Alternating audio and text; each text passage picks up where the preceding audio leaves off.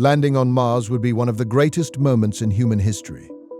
But the first footsteps would only mark the beginning of the real problem. The crew would arrive on a world with no breathable air, almost no protection from radiation, freezing nights, dangerous dust, limited power, and no possibility of quick rescue if something fails. Every meal, every liter of water, every breath of oxygen, and every repair would depend on systems that must keep working far from Earth. While the people inside slowly realize that simply surviving the landing is very different from surviving the planet. So tonight, the question is simple. Once the first humans finally stand on Mars, what happens next? Before we begin tonight's journey, subscribe if you want more calm space documentaries like this. Leave a like if you enjoy deep space mysteries. And here is a question. If you were part of the first Mars crew and could bring only one small personal item from Earth, what would you choose? Let me know in the comments. I will pin the most creative answer. Tonight, you are watching the Just About Space channel, talking about we landed on Mars, now what? For a few seconds after touchdown, the inside of the spacecraft may become strangely quiet because the violent descent through the Martian atmosphere has ended. The engines have stopped, and the crew is suddenly sitting motionless on a world that has been approaching for months. Yet the moment they have imagined for years cannot last very long before the work begins. There may be relief, disbelief, and a brief realization that human beings are finally resting on the surface of Mars. But almost immediately, the crew has to determine whether the vehicle that carried them down is healthy enough to keep them alive. Because a successful landing only means that the ship reached the ground without being destroyed, not that every system survived the journey in perfect condition. The earliest information would come from instruments rather than windows, as computers begin comparing pressures, temperatures, power levels, structural loads, battery conditions, communications links, and the status of systems that may have been shaken hard during descent. A landing leg could have taken more force than expected. A seal could have been stressed. A cable could have loosened. Or dust could have settled across equipment that still needs to operate for months. Which means that even while the crew is processing where they are also listening for signs that something important did not arrive in the condition engineers expected. Mars offers no easy place to step outside and investigate, because the environment beyond the hull is not merely uncomfortable, but fundamentally incompatible with an unprotected human body. So every decision during these early hours would be made with the understanding that the safest place the crew has is the machine that just endured. One of the most demanding parts of the entire mission. The pressure outside is only a small fraction of Earth's. The air is mostly carbon dioxide, and temperatures can fall far below freezing, which means that the thin wall surrounding the crew is already doing the work that an entire planet normally performs for us without being noticed. That makes the inspection less like checking a vehicle after a long drive, and more like checking the walls of a small artificial world. Because the crew is not only asking whether the spacecraft can communicate or produce electricity, but whether it can continue holding pressure, circulating breathable air, removing carbon dioxide, controlling temperature, supplying water, and supporting human life without assistance from anything outside. A warning that would be inconvenient in Earth orbit could become much more serious here. Simply because there is no nearby station, no rescue capsule waiting a few hours away, and no technician who can arrive tomorrow with a replacement part. The crew would probably remain inside for some time before anyone opens an airlock. Partly because every major system needs to be checked, and partly because the landing site itself may still contain hazards that are difficult to judge from the cabin. The ground could be more uneven than expected. The vehicle could be resting at a slight angle. Dust raised during descent may still be settling across the area. And external equipment may have been exposed to forces that were difficult to reproduce perfectly on Earth. So the first human steps on Mars would likely happen only after the crew has spent a long period confirming that leaving the spacecraft will not create a new problem. Communications with Earth would feel different now as well, because the crew has reached a point where mission control can still advise them, but can never truly participate in events as they happen. A signal from Mars can take many minutes to reach Earth depending on the positions of the two planets, and a reply must cross the same distance again. So a question sent home may not receive an answer for a long time by the standards of an emergency. During a quiet system check, this delay may feel manageable, but if the crew discovers a leak, an electrical fault, or a problem with the landing vehicle, the distance between advice and action becomes immediate and real. That delay would begin changing the psychology of the mission almost at once, because the astronauts are no longer operating near Earth, with a large support team effectively looking over their shoulders in real time. Engineers on the ground may know the vehicle better than anyone, but the people on Mars are the only ones who can physically touch it, hear an unusual sound, smell overheated electronics, feel vibration through the floor, or decide that a procedure written years earlier does not match what is happening in front of them. The crew has crossed a threshold where experience, judgment, and trust between the people inside matter almost as much as the instructions sent from home. Eventually, the earliest exterior activity would begin, although even that historic moment would be surrounded by practical work that leaves little room for ceremony. Spacesuits have to be checked carefully before anyone depends on them. Airlock pressure cycles need to function normally. Communications between crew members have to remain stable, and every part of the suit's life support system has to work in an environment where a minor failure cannot simply be ignored until later. The person stepping onto Mars would be performing one of the most famous actions in human history. Yet inside the helmet, the experience may be dominated by breathing sounds, suit pressure, battery levels, and the knowledge that the nearest safe atmosphere is the one carried with them. The landscape outside may initially look almost still enough to be harmless, because there are no forests moving in the wind, no ocean, no rain, and no obvious living thing waiting beyond the spacecraft. But this quietness hides how little the planet gives to the people standing on it. There is no breathable air to refill a suit, no stream to drink from, no nearby shelter that exists naturally, and no familiar source of food or warmth waiting beyond the landing site, which means that every ordinary human need must continue being supplied by equipment brought from Earth, or created through systems designed long before anyone knew exactly how the first days on Mars would unfold. Before the crew can think seriously about exploration, they would need to confirm that those systems can survive not only the landing, but the transition from travel mode to surface life, because equipment designed to support humans during the trip may now have to operate differently once the vehicle is resting in Martian gravity and exposed to a new thermal environment. Pumps, radiators, batteries, air systems, and power equipment all become part of a new routine. And the crew has to discover whether the carefully modeled performance predicted on Earth is the same performance the machines actually deliver after months in space and a violent arrival on another planet.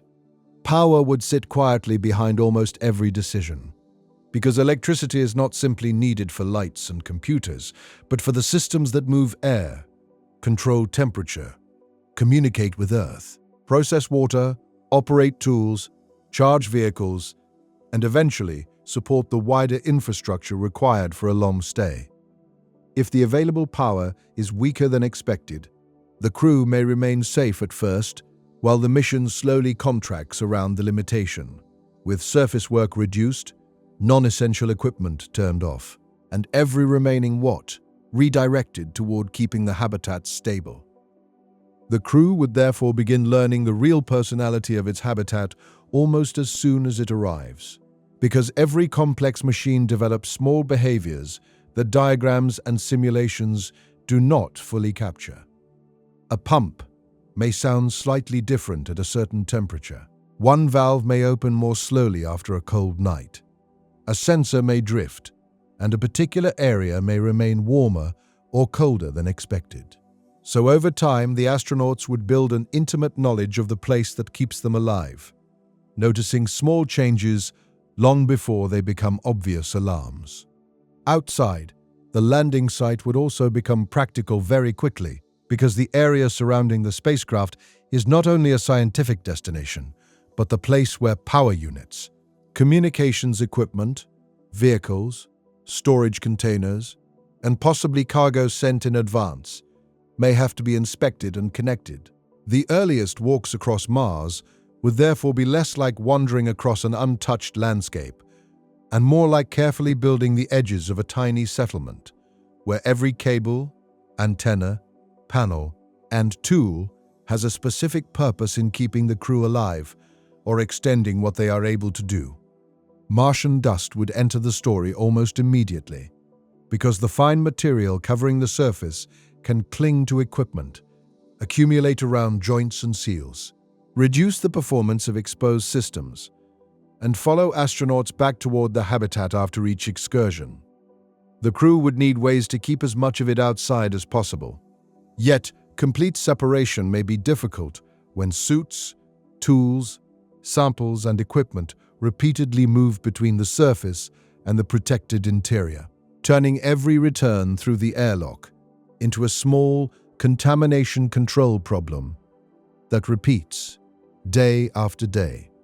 This creates an important difference between landing on Mars and visiting a place for a few hours, because the crew cannot treat each difficulty as something that only needs to remain manageable until departure the following morning. A small inefficiency, repeated for hundreds of days, becomes a serious issue. A minor leak becomes a loss that accumulates, and a component wearing slightly faster than predicted may eventually fail long before a replacement can arrive. Which means that the early days are partly about discovering which assumptions made on Earth were correct and which ones Mars immediately begins challenging. The crew would also start experiencing the planet through its daily rhythm. As sunlight moves across the landing site, temperatures fall after sunset, and the habitat adjusts to conditions that repeat every Martian day while remaining unlike anything the astronauts have lived through before. Mars has a day only a little longer than Earth's, giving the mission a strangely familiar clock, yet almost everything happening inside that clock is alien. Because stepping outside still requires a pressure suit, and sleeping safely still depends on machines continuously maintaining an artificial environment around the crew. That contrast may make the first night especially unsettling, not because anything dramatic has to happen, but because once the work slows and the crew finally has time to look outside, they are still on Mars after the excitement of landing has passed. Earth is somewhere in the sky too distant to appear as the world they remember, while the crew remains inside a sealed structure surrounded by cold ground stretching far beyond the landing site. And for the first time, the mission is no longer moving toward Mars or preparing to reach it. The destination has become the place where they now have to wake up tomorrow. That realization would gradually change the way the crew thinks about the spacecraft around them, because it is no longer simply the vehicle that completed the journey, but the only environment on the planet where human life can continue normally enough to eat, sleep, breathe, recover, communicate, and prepare for the days ahead. The success of the mission has shifted from navigation and landing to maintenance and survival. And the most important question is no longer whether the crew reached Mars safely, but whether the small artificial world surrounding them can keep doing the work of an entire planet for months or years. Once that becomes clear, the walls of the habitat begin to mean something different. Because on one side there is breathable air, warmth, water, power, and a narrow version of ordinary human life. While only a short distance beyond them, Mars remains exactly what it was before the crew arrived. Cold, dry, almost airless, and completely indifferent to the people now depending on those walls to survive. Inside that protected space, Almost everything the crew experiences as normal would exist only because machines are continuously forcing it to exist. And this may be one of the hardest realities to absorb after the excitement of landing fades, because on Earth, a room simply has air, unless something goes badly wrong. While on Mars, the atmosphere inside the habitat has to be created, circulated, monitored, cleaned, warmed, humidified, and kept under pressure every hour of every day. The crew may eat, sleep, exercise, repair equipment, or talk with one another in surroundings that slowly become familiar.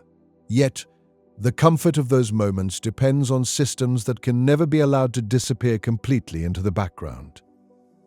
Pressure would be one of the most basic parts of that artificial world, because the habitat has to remain sealed tightly enough to hold an internal atmosphere against the extremely thin air outside, which means that every joint, window, hatch, cable connection, and airlock becomes part of the boundary between life and Mars. A small leak would not necessarily produce the explosive emergency often shown in films, but even a slow loss matters when every kilogram of gas has value, and every replacement has to come from stored supplies or from equipment capable of producing more. So the structure around the crew is not merely keeping weather outside, but physically containing the environment their bodies require. That pressure difference would shape maintenance as well, because a structure that looks calm from the inside is continuously resisting forces trying to push it outward. And after months of temperature changes, dust exposure, repeated airlock cycles, and ordinary wear, even components designed with large safety margins would need regular inspection. Engineers on Earth could test materials for years, yet Mars combines low pressure, radiation, cold, dust, and long periods without outside maintenance in ways that are difficult to reproduce perfectly before launch, which is why the crew would spend so much time watching sensor trends, checking seals, and noticing small changes before they grow into larger failures. The habitat would probably contain separated spaces rather than one large open room, partly because people need privacy and partly because compartmentalization can keep a local emergency from spreading through the entire base. If one section develops a pressure leak, a fire, or contamination, hatches could be closed while the crew moves into another area, and that ability to isolate damage could turn a serious event into something repairable. Living this way would make the astronauts unusually aware of pressure doors, emergency masks, backup oxygen, and safe compartments, because features that seem ordinary on Earth become part of the architecture, keeping them alive. Airlocks would sit at the center of daily life, because every movement between the habitat and the surface requires the crew to cross from one atmosphere into another without wasting too much of the one they need. Each cycle means changing pressure, checking seals, moving suits and equipment, controlling dust, and making sure that nothing brought back from outside interferes with the interior systems. So leaving the habitat would never feel as simple as opening a door. Over time, the airlock might become one of the busiest and dirtiest parts of the settlement, carrying the marks of repeated surface work while the living areas deeper inside remain carefully protected from the planet only a few meters away. The suits themselves may become extensions of the habitat, because every excursion requires them to carry pressure, oxygen, cooling, communications, and protection in a package that still has to move with the human body. Returning astronauts would bring the surface back with them in the form of dust on boots, joints, tools, and equipment. So future habitats may try to keep suits attached to the exterior, or use designs that reduce how much contaminated material enters the living space. Even with careful engineering, the boundary between inside and outside would never be perfect, which means dust would become a problem managed continuously rather than solved once. Temperature would create another quiet challenge, because Mars can become extremely cold, particularly at night. while the thin atmosphere does little to store heat in the way Earth's thicker atmosphere and oceans do. The habitat would have to keep living spaces comfortable, while preventing pipes, batteries, electronics, and other equipment from becoming too cold. Yet those same systems must also remove excess heat produced by people, computers, lights, motors, and life support equipment. In a sealed environment, warmth is not simply something to create, but something to move carefully, because too little in one location and too much in another can both damage systems the crew depends on.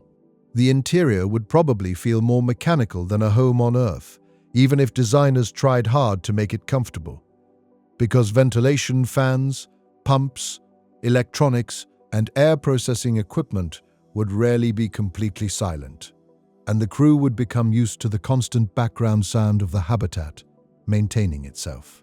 That noise might eventually become reassuring, since a familiar hum means that air is moving and machinery is operating, while an unexpected silence could attract attention immediately. The astronauts would learn the normal sounds of the place in the same way sailors learn a ship, except that beyond these walls, there is no natural environment where they can simply step outside and wait for repairs. Redundancy would shape almost every important system, because a single machine should not be allowed to decide whether the crew can breathe, stay warm, communicate, or keep water moving. Critical equipment would need backups, and some of those backups would need alternate paths of their own. Yet every additional pump, filter, battery, cable, and spare component adds mass that must be launched from Earth and transported all the way to Mars.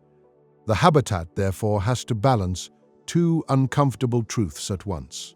Because too little redundancy makes failures dangerous, while too much redundancy makes the mission heavier, more complex, and harder to build. The same trade appears in the living space itself, because every cubic meter that gives the crew more room also requires structure, pressure control, thermal management, lighting, and equipment. A habitat large enough to feel comfortable may be harder to land, shield, heat, and maintain, while a smaller one may be easier to build but much harder to live inside for years. So designers would have to make limited interiors feel more open through lighting, flexible furniture, private sleeping areas, and spaces that can serve several purposes during the day. Privacy would become a form of protection as well, because a crew living together for months or years needs places where one person can be alone without leaving the safe interior. A small private cabin may not look like an essential survival system, yet over hundreds of days, it could matter almost as much as more visible engineering, since constant proximity can make ordinary irritation harder to escape and can slowly reduce the ability of people to recover from stress. The habitat, therefore, has to support not only breathing bodies, but human minds, giving people enough separation, routine, quiet, and personal space to make the artificial world livable rather than merely survivable. Exercise would occupy part of the habitat, because Mars has only a fraction of Earth's gravity, and nobody yet knows exactly how years at Martian gravity would affect every part of the human body. The crew would probably spend regular time protecting muscles, bones, and cardiovascular health, not because exercise is a luxury, but because their bodies are part of the mission hardware. And a person who becomes too weak or injured may not be able to perform repairs, move equipment, or handle the physical demands of an emergency. Space inside the habitat would therefore be shared between living, working, exercising, medical care, storage, and the machinery supporting all of it, leaving little room that exists without a purpose. Radiation protection would influence the interior layout too, because water tanks, food stores, equipment, and other dense supplies could be placed around sleeping or working areas to add shielding without carrying material for only one purpose. Sections intended for emergency shelter could be surrounded by even more mass, which may make the safest areas feel less open than the spaces people would naturally prefer to spend time in. The design would reflect a constant compromise between comfort and protection. Because the most pleasant room is not automatically the safest room. And the safest wall may be thick precisely because Mars offers so little natural protection. Dust outside, radiation above, cold beyond the wall, and near vacuum pressure around the structure all push the habitat in the same direction, turning it into a place that must separate the crew from Mars, even while the entire purpose of the mission is to explore Mars. That contradiction would define much of daily life. Because the astronauts have crossed millions of kilometers to reach another world only to spend most of their time inside an environment designed to keep that world away from them. Surface exploration would happen through planned excursions, instruments, cameras, and vehicles, while ordinary life would remain dependent on artificial conditions carried from Earth. As weeks pass, the habitat would probably begin to feel less like equipment and more like territory, with certain corners becoming associated with work, meals, private conversations, repairs, exercise, and moments of rest. Personal items would appear in sleeping spaces. Routines would form around the same tables and corridors, and the crew might gradually stop thinking about every wall panel as part of a spacecraft, even though the machinery behind those panels remains essential. That familiarity would be useful because people need a sense of home. But it could also create complacency, since an artificial environment begins to feel permanent precisely because it has worked correctly for so long. Mars would never allow that permanence to be taken completely for granted, because the habitat does not have the deep stability of a natural environment, and every condition inside has to be maintained deliberately. Air pressure exists because the structure holds it. Warmth exists because energy is being moved. Breathable air exists because gases are being controlled. And clean water exists because closed systems are constantly recovering and treating what the crew uses. The settlement can look peaceful, while underneath that calm surface machines continue performing jobs that Earth's atmosphere, oceans, climate, and biological cycles normally perform without anyone thinking about them. This is where the habitat stops being simply a shelter and becomes something closer to an artificial ecosystem, because every resource moving through it has a path, and every loss has consequences that grow with time. Air that escapes through a leak cannot be ignored. Water, discarded after one use, would eventually exhaust the supply, and waste that would disappear into a sewer on Earth has to be processed, stored, or turned back into something useful. Mars gives the crew almost no margin for behaving as if resources are unlimited, which means the settlement has to be designed around cycles rather than constant replacement from outside. That realization leads to the deeper problem, hidden inside the idea of living on Mars. Because a habitat can protect the crew from the planet only as long as it keeps manufacturing the conditions of Earth inside a world that naturally supplies almost none of them. A strong wall is not enough if the air becomes unsafe. A warm room is not enough if water is lost. And a sealed base is not enough if oxygen cannot be replaced. Which means that after the structure itself becomes the crew's entire world, survival begins depending on the invisible cycles moving through it. And once the habitat has become the only place on Mars where ordinary human life can exist, the question quietly shifts from whether its walls can keep the planet outside to whether the systems inside can keep producing every breath of air and every drop of water the crew will need. On Earth, breathing is so automatic that most people can go through an entire day without thinking about where the oxygen in a room came from, how carbon dioxide leaves the air, or what happens to the moisture released by every breath. Yet on Mars, those invisible processes would become part of a carefully managed loop that the crew depends on continuously. The atmosphere inside the habitat would have to remain within narrow limits, because too little oxygen becomes dangerous. Too much carbon dioxide affects the body long before it becomes obvious.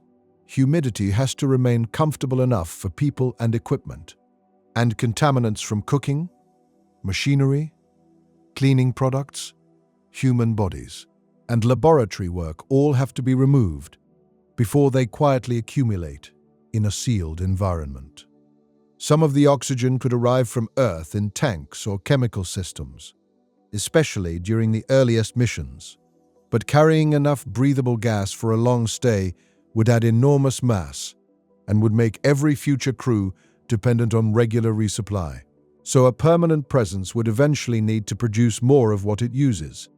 Mars offers useful raw materials, including carbon dioxide in the atmosphere and water locked in ice or minerals. But turning those materials into breathable oxygen is not the same as opening a valve and letting nature take over, because the process requires power, compressors, filters, storage, monitoring, and enough redundancy that one failure does not immediately reduce the crew's safety margin. Producing oxygen would therefore become less about proving that a machine can do it once, and more about proving that the same process can continue for years while dust, cold, power changes, worn components, and human maintenance slowly affect the system. A device that works almost all the time can still be dangerous if the remaining failure happens when reserves are already low, which means the settlement would need stored oxygen, backup equipment, spare parts, and enough time to recover from a breakdown without forcing the crew into an emergency. Carbon dioxide would need just as much attention because every person inside the habitat is constantly adding it to the air with each breath, and in a sealed volume that gas can build to unhealthy levels far faster than most people would expect. Scrubbers would remove it, filters would control other contaminants, and sensors would track the atmosphere throughout the living spaces, while the crew would still need to notice when a reading is drifting or when a filter is approaching the end of its useful life.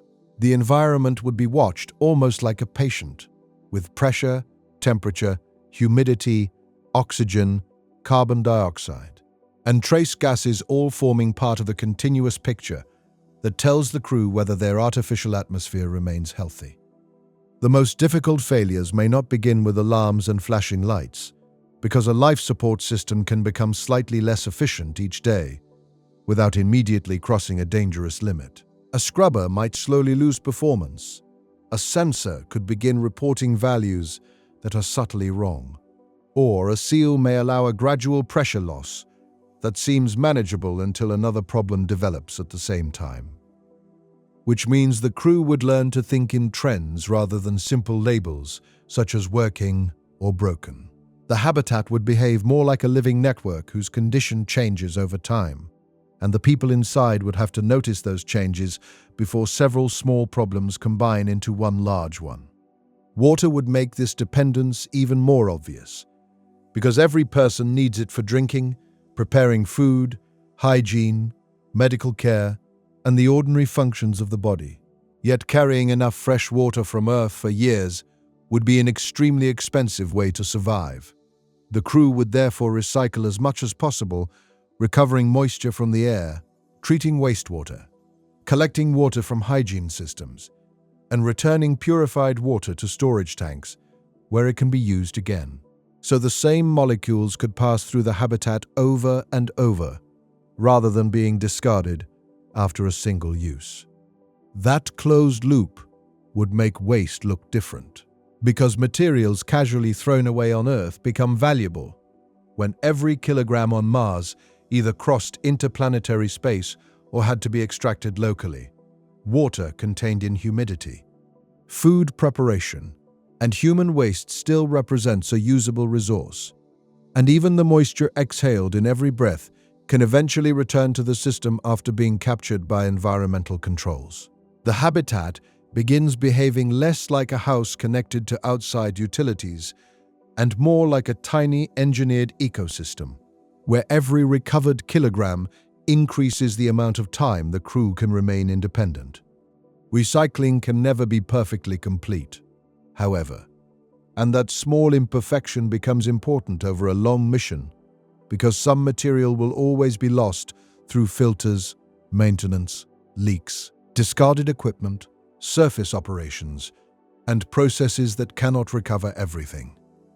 A crew can survive these losses for a while if enough reserve is stored, but a settlement expected to remain for years would eventually need access to local water, rather than relying forever on the amount brought from Earth. Which is why landing sites with accessible subsurface ice would be so valuable to a long-term base. Finding ice does not automatically make it easy to use, because the material may be buried beneath soil, mixed with dust and salts, or located in terrain that creates new difficulties for vehicles and equipment. The crew might need drills, heaters, processing units, pumps, storage tanks and purification systems, all of which consume power, and all of which can fail. So the earliest locally produced water could require a surprisingly large amount of machinery. The advantage would appear gradually, because once a reliable extraction system is operating, the settlement no longer has to treat every liter as something that began its journey on Earth. That shift from carrying resources to producing them locally would be one of the most important changes in the life of a Mars base, because it turns the planet from a destination that merely receives supplies into a place that begins supporting the people living there.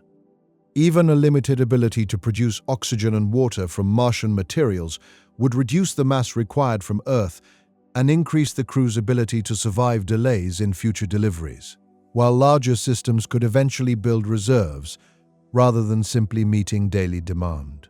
The difficulty is that all of these systems are connected through power, which means a problem with electricity can quickly become a problem with air and water, even if the life support equipment itself is perfectly healthy. Pumps need power, compressors need power, heating systems need power, purification systems need power, sensors need power, and any machinery extracting ice or processing atmospheric gases needs power. So the crew cannot think of electricity as something separate from life support. A prolonged shortage would force decisions about which processes can be paused, which reserves can be used, and how long the habitat can remain safe, while engineers work to restore normal operation.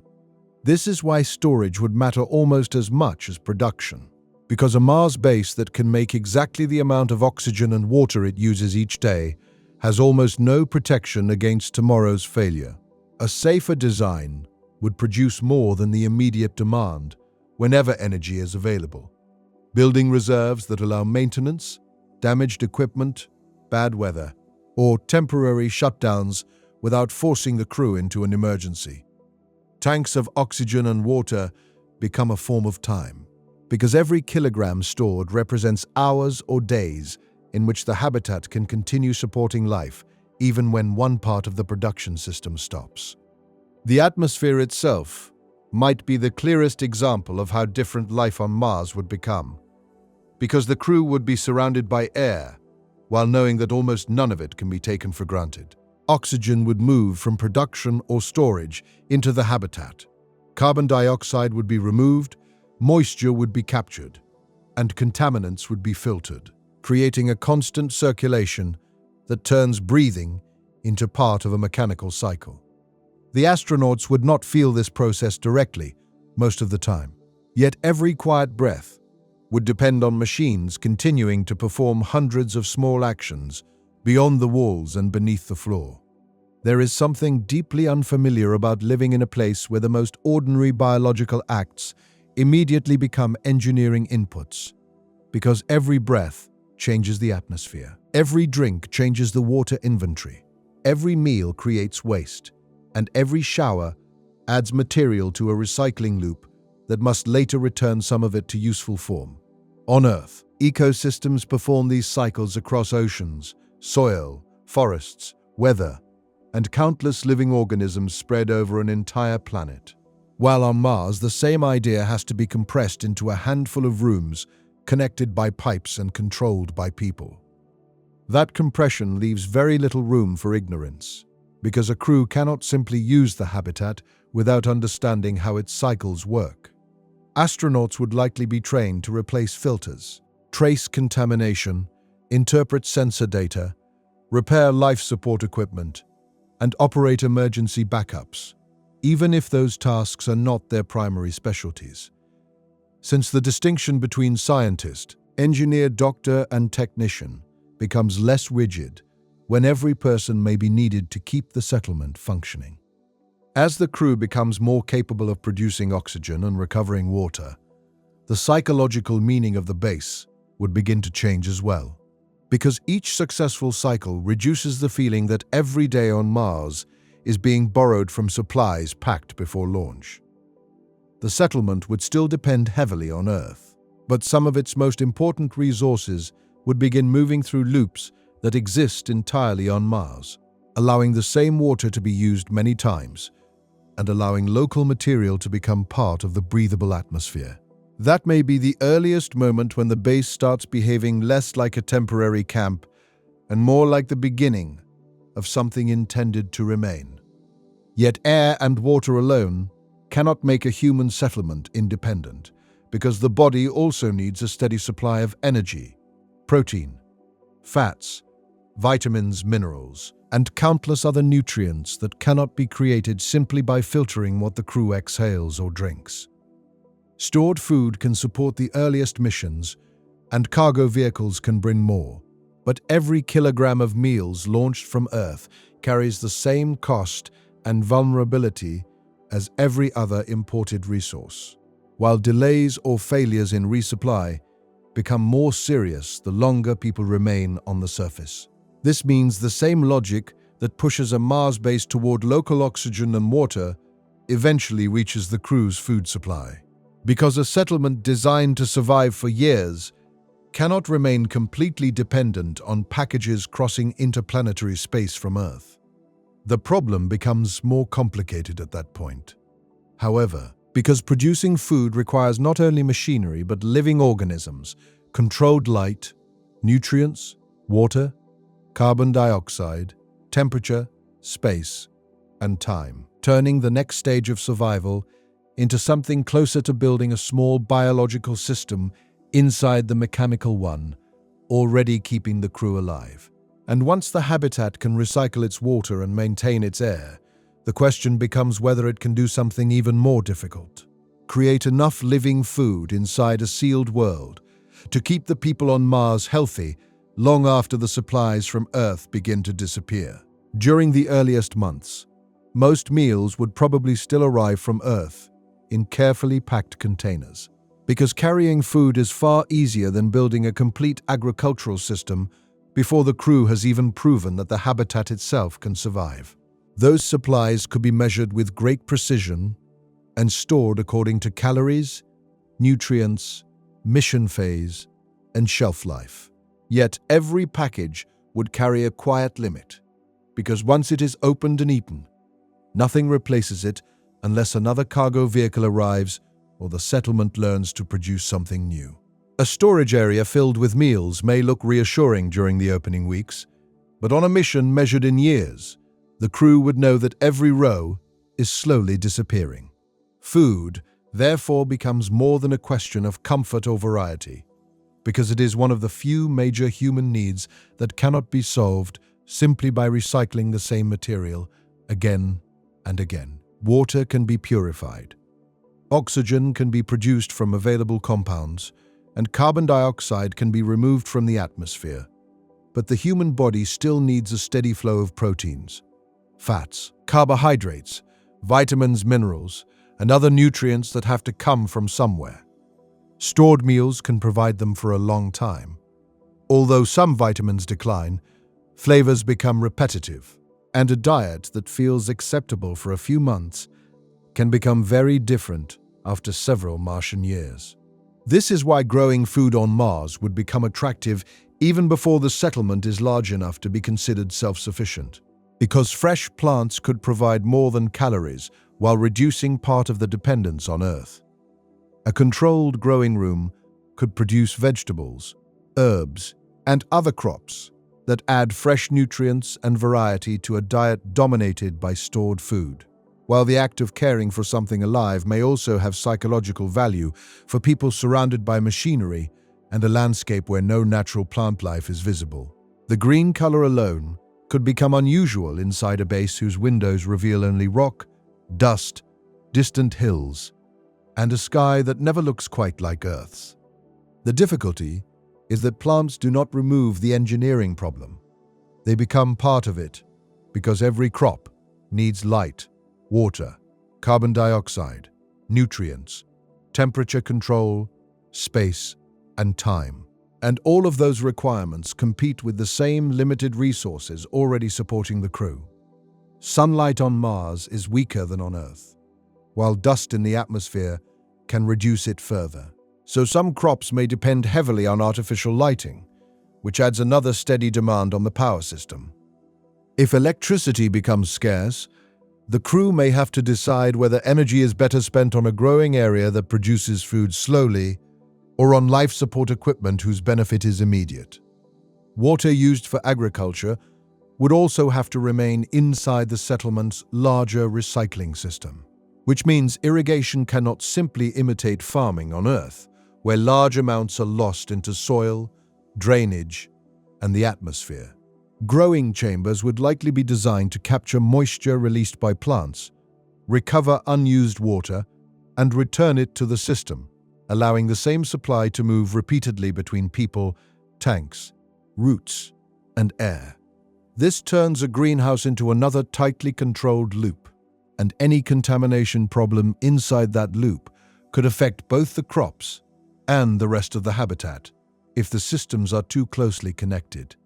The Martian ground beneath the settlement might appear to offer an obvious place to grow plants, but using local material would be far more complicated than filling a container and adding seeds.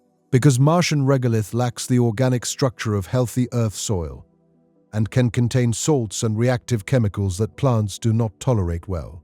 A future settlement might process local material and combine it with imported or recycled nutrients. Although hydroponic or other soil-free systems could be more predictable during the early years because they allow the crew to control exactly what reaches the roots. The result would look less like a traditional farm and more like a carefully maintained biological machine whose living components happen to be edible. Crop selection would therefore be shaped by efficiency rather than by what feels familiar at home, because every plant has to justify the water, power, space, time, and labor it consumes. Fast-growing vegetables, compact crops, foods that provide useful nutrients, and plants with a high edible yield would be attractive, while varieties that require large areas for relatively little food might remain impractical until the base becomes much larger. Variety would still matter, however, because a diet built entirely around the most efficient crop can become nutritionally incomplete and psychologically exhausting. So the agricultural system would have to balance production efficiency with the reality that humans do not experience food as numbers alone. Agriculture would also create new forms of risk, because living systems do not always behave with the predictability of well-tested machinery. Plants can develop disease, roots can become unhealthy, nutrient levels can drift, water lines can clog, lighting systems can fail, and microorganisms can spread through a growing area before the crew fully understands what is happening.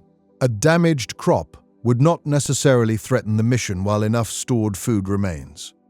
Yet a settlement that gradually becomes more dependent on local production also becomes more vulnerable to anything that reduces harvests for several cycles in a row. That dependence would make diversity important, because a base relying on one crop, one growing chamber, or one nutrient system could lose too much food from a single failure. Several growing areas, different species, stored reserves, and the ability to isolate a biological problem would make the settlement more resilient. Although every additional layer of protection adds equipment and work for the crew. Mars repeatedly creates this pattern in which the safer system is also the more complicated one. And the more complicated the system becomes, the more maintenance it demands from the people it is supposed to protect. Labor may become one of the hidden limits of Martian agriculture, because even highly automated growing systems still need people to inspect plants, replace components, clean equipment, prepare nutrients, harvest food, monitor disease, and respond when something behaves unexpectedly. The crew is already responsible for science, repairs, medical care, surface operations, communications, exercise, and ordinary life inside the habitat. So every hour spent maintaining crops has to fit into a schedule that may already be crowded.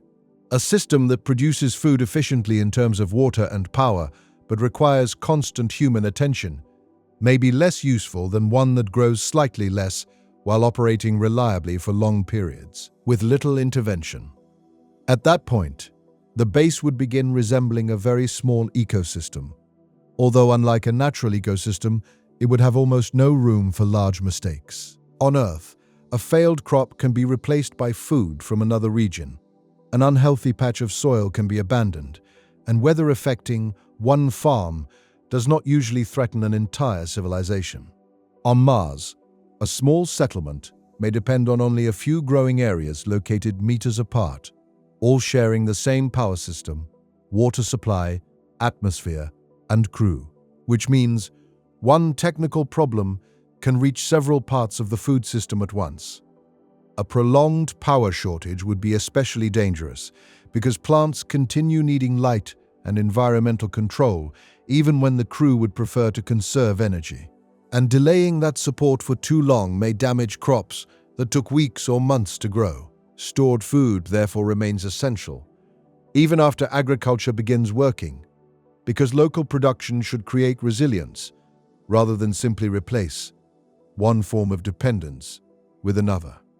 A settlement that consumes every harvest immediately has little protection against a bad growing cycle, while one that can preserve part of its production begins building the same kind of buffer that oxygen and water storage provide elsewhere in the habitat. There is also a deeper reason a growing area could matter to the people inside the settlement, because plants would be among the few living things around them that visibly respond to care over time.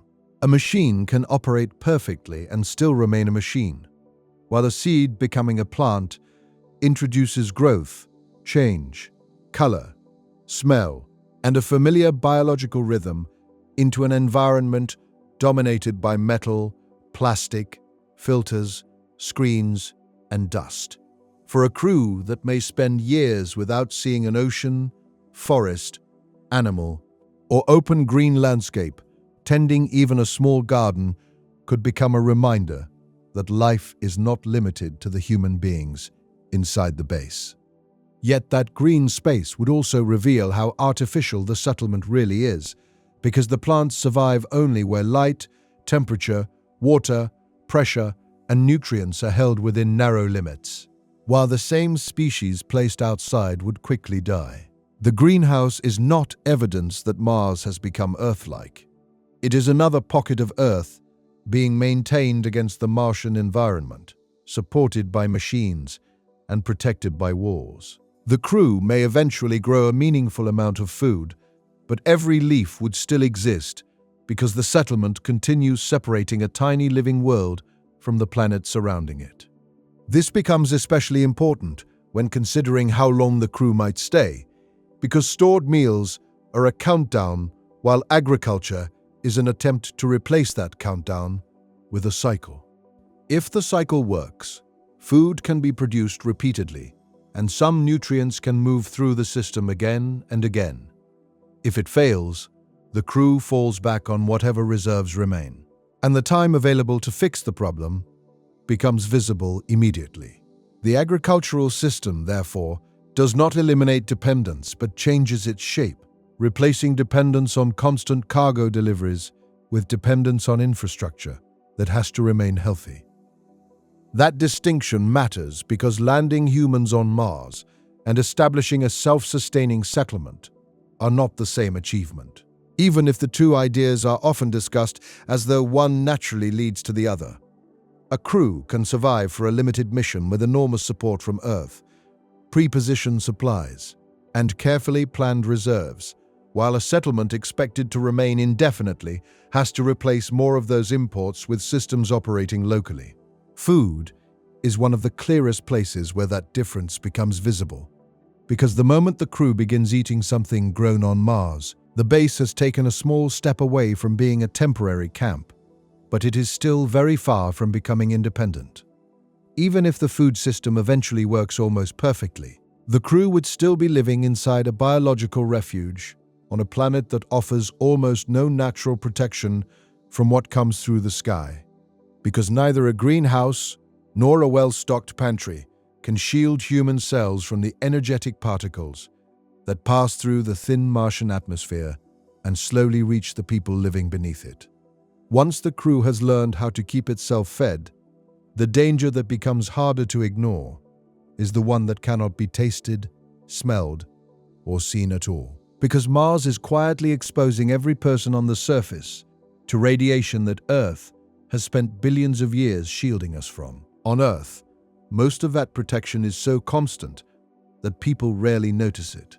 Because the atmosphere absorbs or weakens much of the high-energy radiation arriving from space, while the planet's magnetic environment redirects many charged particles before they reach the surface. Mars does not offer the same combination of protection, and although its atmosphere is not completely absent, it is far too thin to create the safe environment human biology evolved beneath, which means that simply living on the Martian surface would expose the crew to a level of radiation that becomes part of ordinary life rather than an occasional emergency.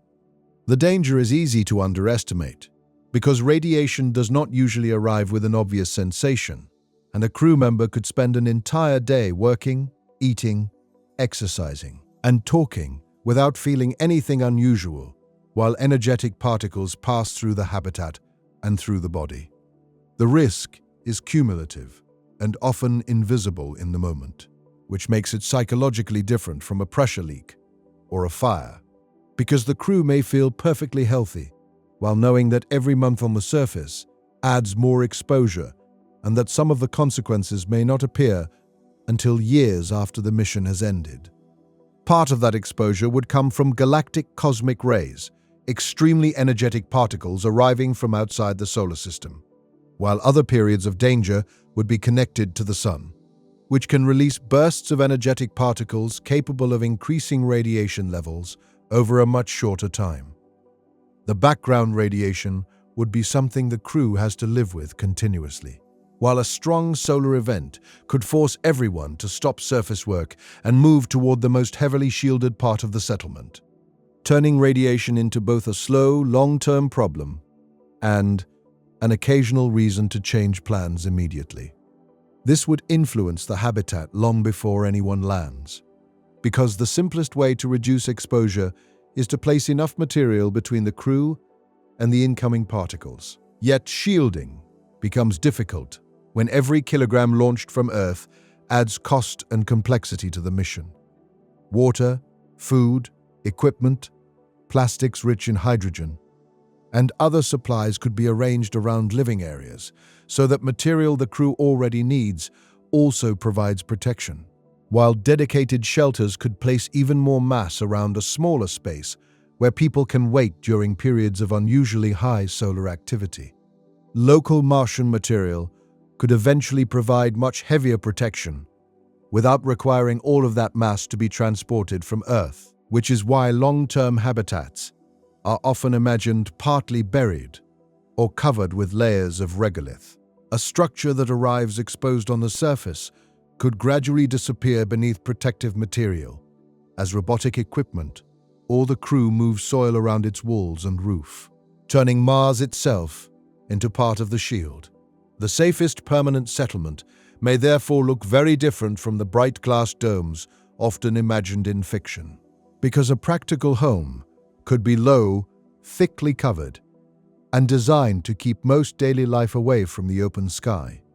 That protection would create its own complications, because a buried habitat is harder to inspect, expand, illuminate, and repair, while every layer placed above the structure makes access to the outer shell more difficult when something beneath it needs attention. The settlement would have to decide which spaces deserve the strongest shielding and which can tolerate more exposure, so sleeping areas, medical spaces, control rooms, and emergency shelters might sit deeper inside, while workshops, storage areas, and short-term work zones remain closer to the exterior. The crew could therefore move through different levels of radiation risk without seeing any obvious change in the rooms around them. A dedicated storm shelter might become one of the most important spaces in the entire base, even if it is rarely used, because a major solar particle event could make the normal living area temporarily less safe than a compact refuge surrounded by water tanks, food, equipment, and other useful mass. The crew might spend hours or longer in that protected section, while instruments outside monitor conditions. And although nothing would be visible through the walls, everyone inside would understand that the environment above them had changed enough to make ordinary work unsafe. Predicting exactly when dangerous conditions will arrive is not always simple, so the crew would need procedures that assume uncertainty rather than perfect warning. Space weather observations could provide valuable notice, but a surface excursion might still have to be shortened. A rover might need to turn back, or an outdoor repair might be postponed before anyone knows whether the event will become serious, because waiting for complete certainty could remove the time needed to return safely. This would make radiation part of planning, in the same quiet way that weather shapes activity on Earth, except that the danger cannot be seen gathering on the horizon. Every hour outside would therefore become more than a question of suit oxygen, battery life, temperature, and distance from the habitat, because it would also contribute to the crew's long-term exposure. A scientist may want more time beside an interesting rock formation. An engineer may need another hour to finish a repair. And a rover crew may be close to a destination worth reaching, yet staying outside longer has a cost that cannot be felt and cannot be reversed. Scientific value would have to be balanced against biological risk, which could become frustrating precisely because nothing around the astronaut looks immediately dangerous. Robotic systems would probably take over more of the routine work for this reason: inspecting equipment, moving cargo, cleaning exposed surfaces, collecting samples, and performing simple tasks while humans remain behind, shielding whenever direct presence is unnecessary. The popular image of Mars exploration centers on people walking across the landscape. But a mature settlement may deliberately minimize those hours because the human body is the most complicated and least replaceable part of the entire mission. Surface time could eventually be treated almost like a limited resource, used where human judgment and dexterity matter most, and avoided where a machine can do the same work safely. Over time, more of daily life may therefore move beneath thicker protection, perhaps with surface structures used mainly for equipment, airlocks, power systems, and temporary work, while sleeping and living areas sit beneath layers of regolith. Natural underground spaces such as lava tubes have also been discussed as possible shelters, because solid rock can provide substantial shielding, although using them would introduce a different set of engineering problems involving access, construction, stability, sealing, and power. Whether people build beneath the soil or adapt a natural cavity, the direction is similar.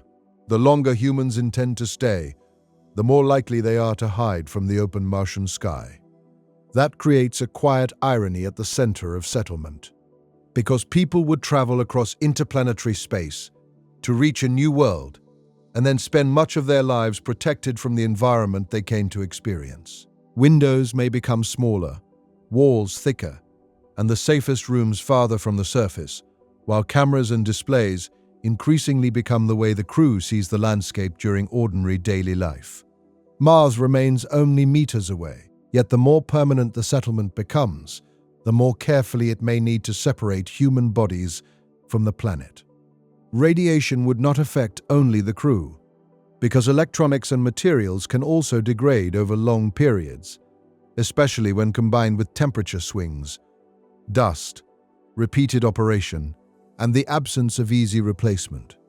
Sensors can drift, computer components can experience errors, insulation can age, and exposed materials can slowly lose performance.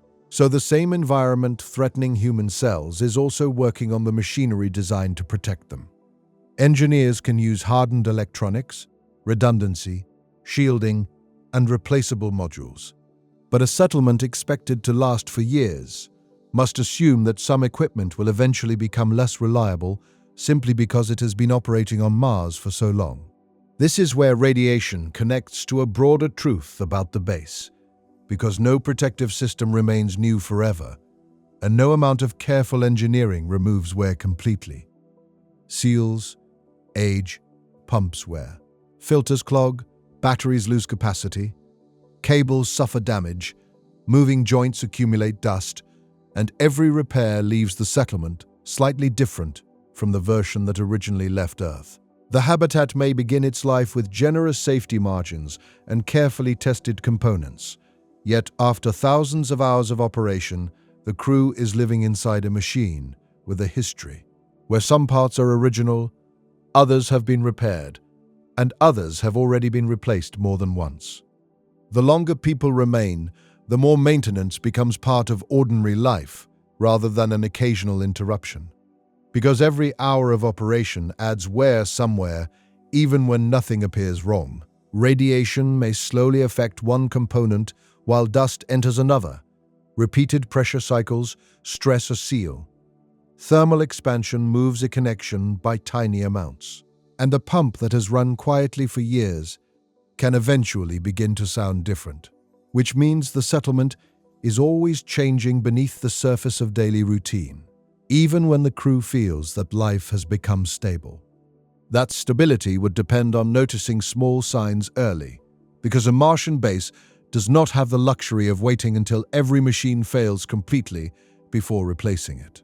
A slight increase in power use, a valve that takes longer to respond, an unusual temperature reading, or a filter that needs replacement more often than expected, could all reveal that another part of the system is beginning to age, and the crew would have to decide whether to repair it now, continue monitoring it, or use a scarce replacement that may be needed even more urgently months later.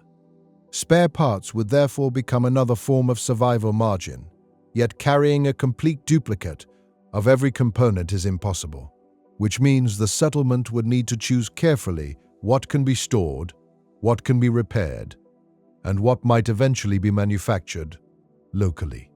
Common components could be standardized, so the same pump, motor, valve, or electronic module works in several different systems, reducing the number of unique spares the base needs. While workshops and manufacturing equipment could allow damaged pieces to be repaired or recreated instead of waiting for a cargo mission from Earth. The more independent the base becomes, the more important that ability would be. Because the true challenge of long-term survival is not building a habitat that works perfectly on the day it lands, but keeping it functional after years of imperfect operation. Mars does not have to destroy the settlement in one dramatic event if thousands of small failures can gradually make it harder to maintain. And the crew would constantly be working against that slow accumulation of wear by cleaning, inspecting, repairing, replacing, testing, and improvising before the next problem appears. This may ultimately be more demanding than any single hostile feature of Mars, because a well-designed habitat can protect people from cold, low-pressure, radiation, and dust only, while all of its protective systems continue operating together. Power supports life support. Life support protects the crew. Maintenance preserves the machinery.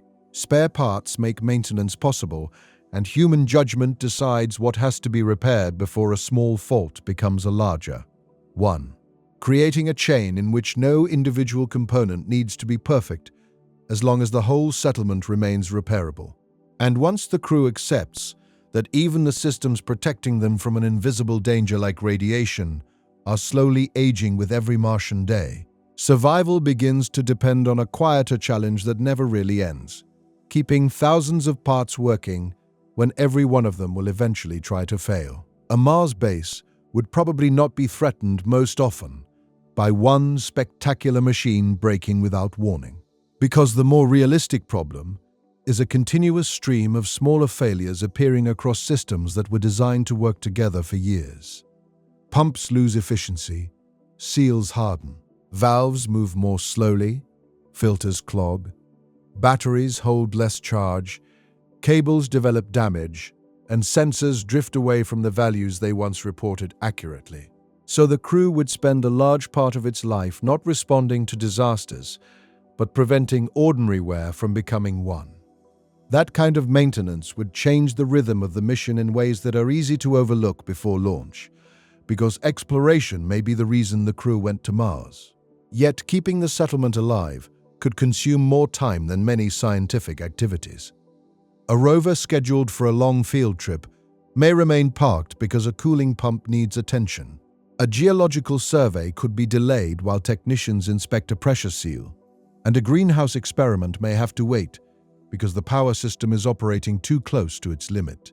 Which means the most exciting goals of the mission always remain dependent on quieter work happening behind panels and beneath floors. The crew would develop maintenance schedules that begin long before anything appears broken, replacing parts based on operating hours, inspecting connections after temperature cycles, cleaning dust from exposed mechanisms, checking fluid loops, testing emergency equipment, and comparing current performance with old records to catch subtle changes. Preventive maintenance would be especially valuable on Mars, because waiting for a component to fail completely could turn a simple repair into a dangerous situation, while replacing it early may cost only an hour of work and one spare part from storage.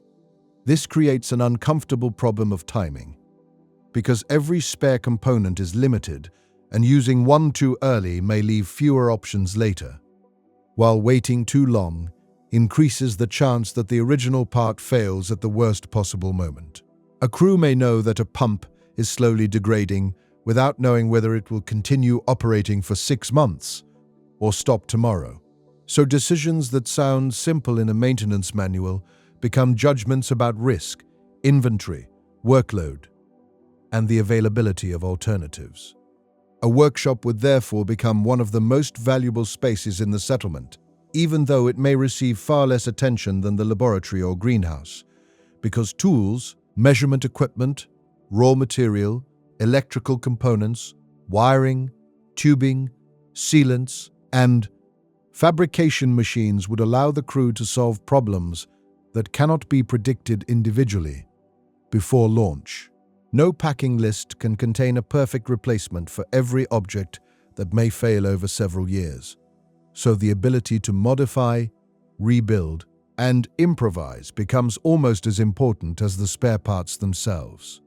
Broken equipment would also become a source of material, rather than ordinary waste, because a rover that can no longer move may still contain batteries, motors, wiring, cameras, fasteners, and computers that could keep other systems alive. An obsolete scientific instrument might contain the exact connector needed for a repair years later, while damaged machinery could be stripped for useful pieces before the remainder is stored, creating a settlement where objects slowly change purpose as the original inventory is rearranged around whatever the crew needs most. This would make documentation essential, because after years of modifications, the physical base may no longer match the drawings stored before departure. A valve could have been replaced with a different model. Wiring may have been rerouted around a damaged section, software settings may have changed, and a temporary repair could have quietly become permanent. So every alteration would need to be recorded well enough that someone months later can understand what was changed and why. Without that discipline, the settlement could become increasingly difficult to maintain, as knowledge exists only in the memory of the person who performed each repair. The crew itself becomes part of the maintenance system, and that creates another vulnerability, because people can become sick, injured, exhausted, or unavailable at exactly the wrong moment. A base where only one astronaut understands the power system, or only one person can repair the water processor, would be dangerously fragile. so knowledge would need to be shared even when each crew member has a main specialty. Cross-training may take years before launch. Yet on Mars, it could be the difference between a manageable equipment failure and a situation where the only person capable of solving it cannot perform the work. Training would continue after landing because the real machines would teach lessons that simulations could not. And over time, the crew would learn which parts wear faster than expected, which procedures are unnecessarily complicated, and which warning signs matter most. Someone who has heard the same pump every day for a year may notice a failing bearing before a sensor reports it, while a crew member who has repeatedly serviced an airlock may recognize that a seal is behaving differently during a pressure cycle, creating practical knowledge that grows only through living with the actual settlement. Mission control would still be enormously valuable because teams on Earth could analyze data, study unusual failures, run simulations, and send repair procedures using expertise far beyond what a small crew can carry personally.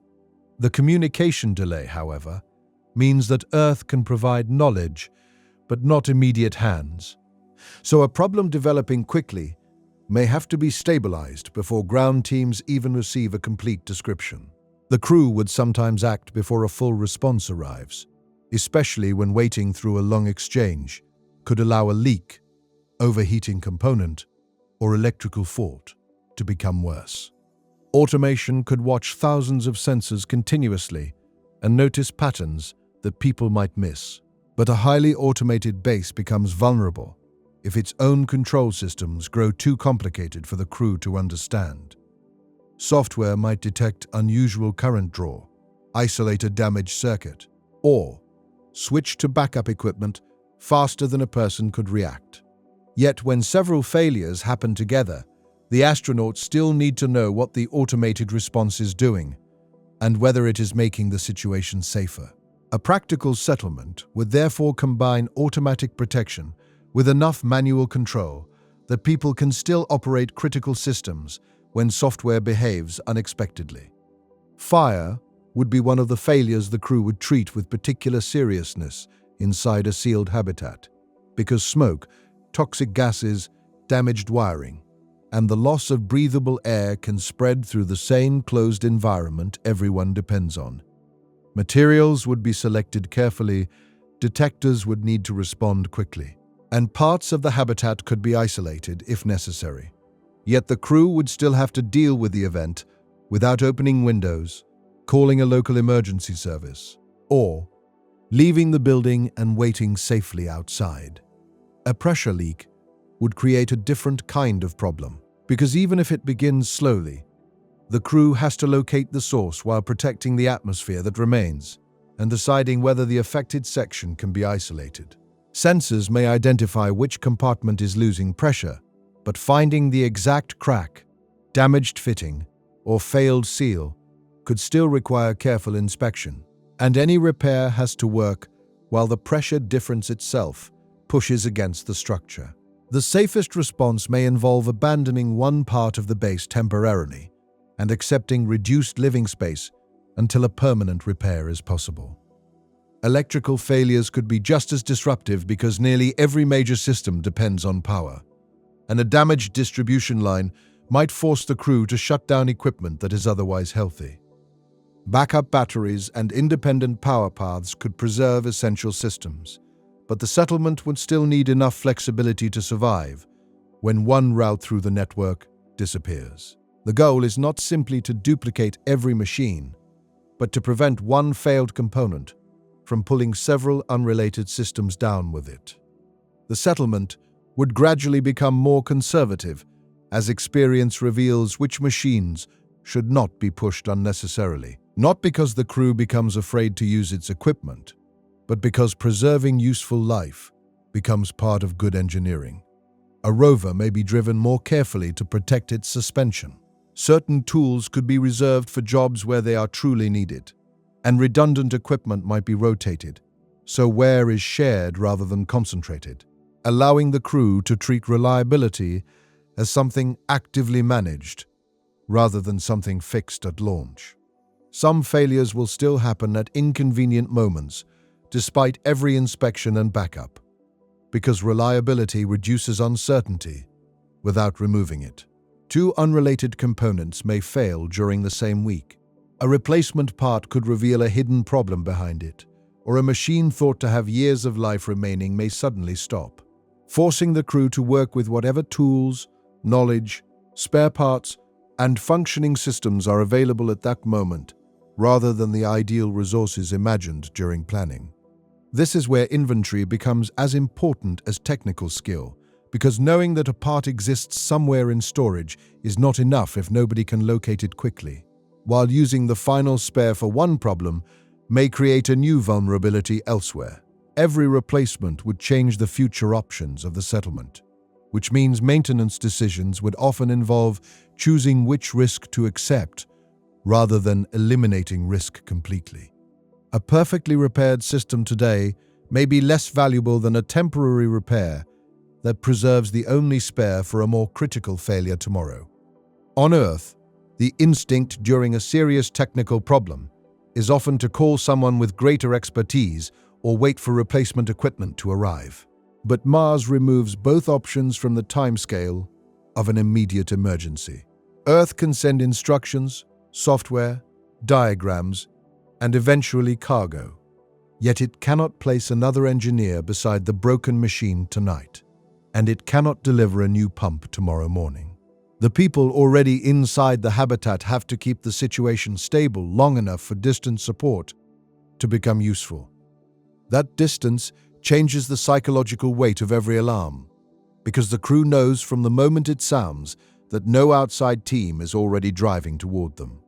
Thousands of specialists may begin working on the problem back on Earth, but the physical response remains local, limited to the people, tools, spare parts, power, and functioning equipment already present on Mars. The settlement can become increasingly capable and increasingly independent.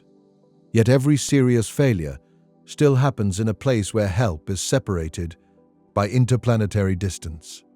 This is the point where maintenance stops being only an engineering problem and begins revealing something more fundamental about the mission. Because a base can carry backup pumps, duplicate computers, spare filters, and emergency oxygen, but it cannot carry a second civilization close behind it. The crew can prepare for many failures, design around others, and become exceptionally good at improvising. Yet there will always be emergencies whose outcome depends on what happens inside the habitat during the minutes or hours before Earth can contribute anything more than delayed advice. And once every pump, seal, wire, battery, and computer has become something the crew knows it may someday have to repair with its own hands. The most unsettling fact is no longer that equipment can fail, but that when a failure becomes truly serious, there may be nobody close enough to come and save them. That distance would exist from the moment the crew lands, even on days when everything is working perfectly. Because Mars is not simply far from Earth, in the way a remote research station is far from the nearest city. The two planets are separated by tens or hundreds of millions of kilometers, depending on where they are in their orbits. And that gap cannot be crossed quickly with the spacecraft we know how to build. Which means the idea of emergency rescue changes completely. A crew in low Earth orbit can imagine another vehicle being prepared, another team being launched, or a damaged spacecraft returning home within a relatively short time, while a crew on Mars has to assume that any physical help from Earth belongs to a much slower clock.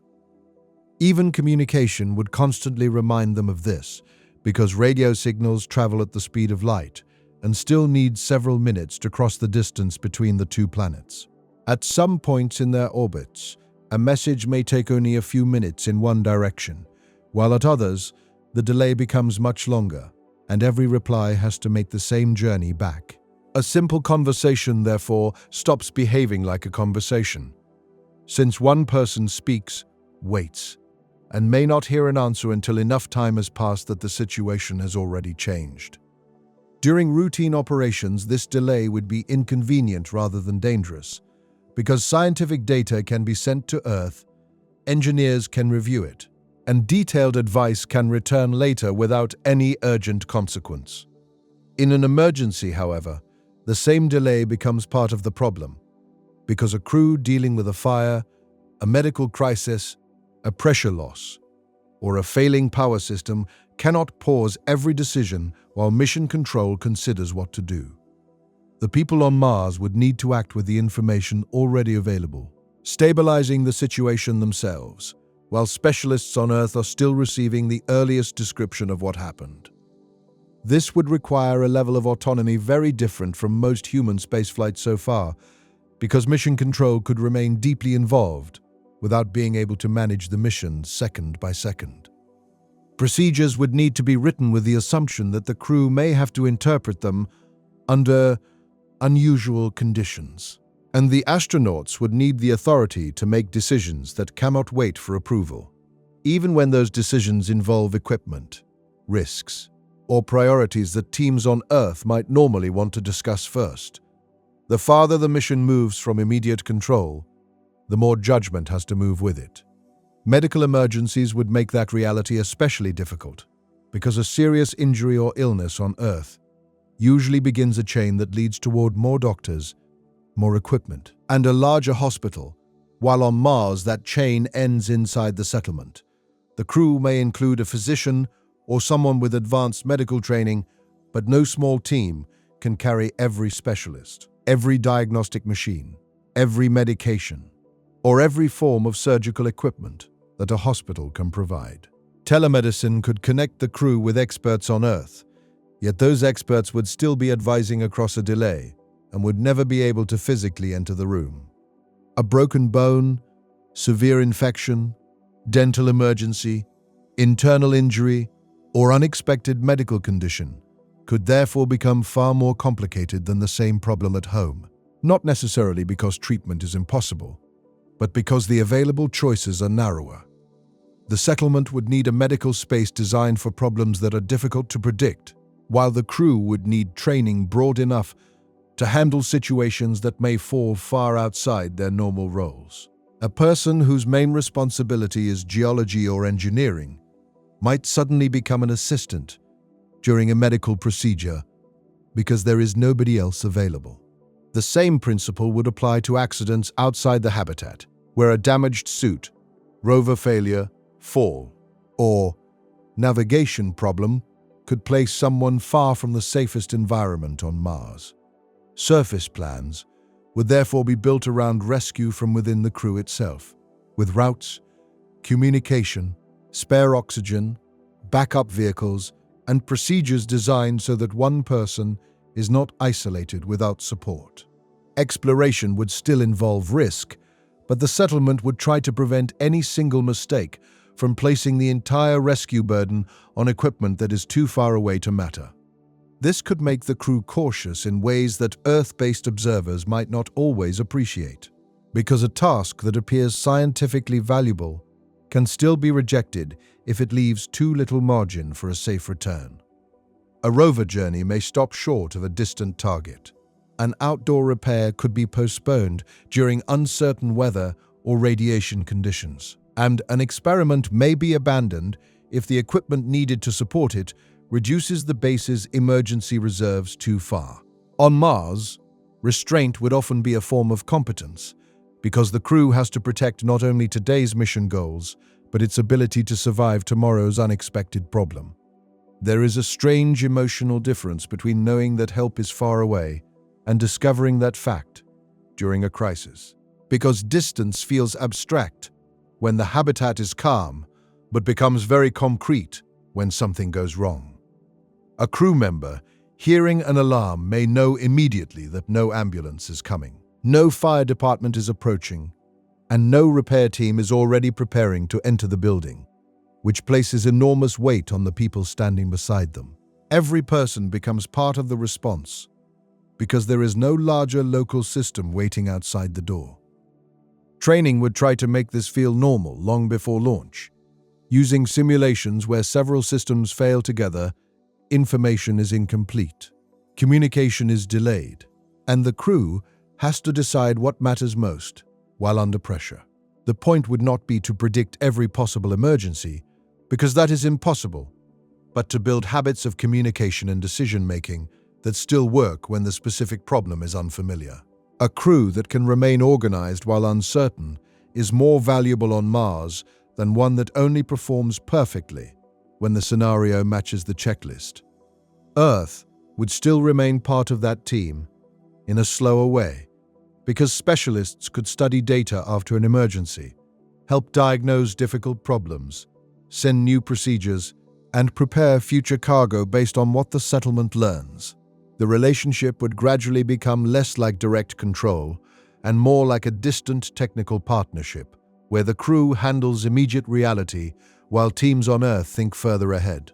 This could make the people on Mars feel increasingly independent, even while they remain heavily dependent on supplies, software, expertise, and industrial support from home. This is why redundancy on Mars has such a different meaning from redundancy on Earth, because it is not merely a way to reduce inconvenience while waiting for service. A backup system may have to keep people alive long enough to repair the primary system, and the backup to that backup may be the only remaining option if another failure occurs before the first problem is solved. The settlement would need layers of survival that buy time, because time is what distance removes from any rescue attempt. That may become one of the most important design principles of the entire settlement, since a perfect machine that stops completely when one component breaks can be less useful than a less efficient machine that continues operating in a damaged state. Engineers might prefer systems that can lose capacity, isolate sections, or run at reduced performance while repairs are made, allowing the crew to trade comfort or scientific productivity for survival. A base does not need every room warm, every experiment active, and every vehicle operational during an emergency.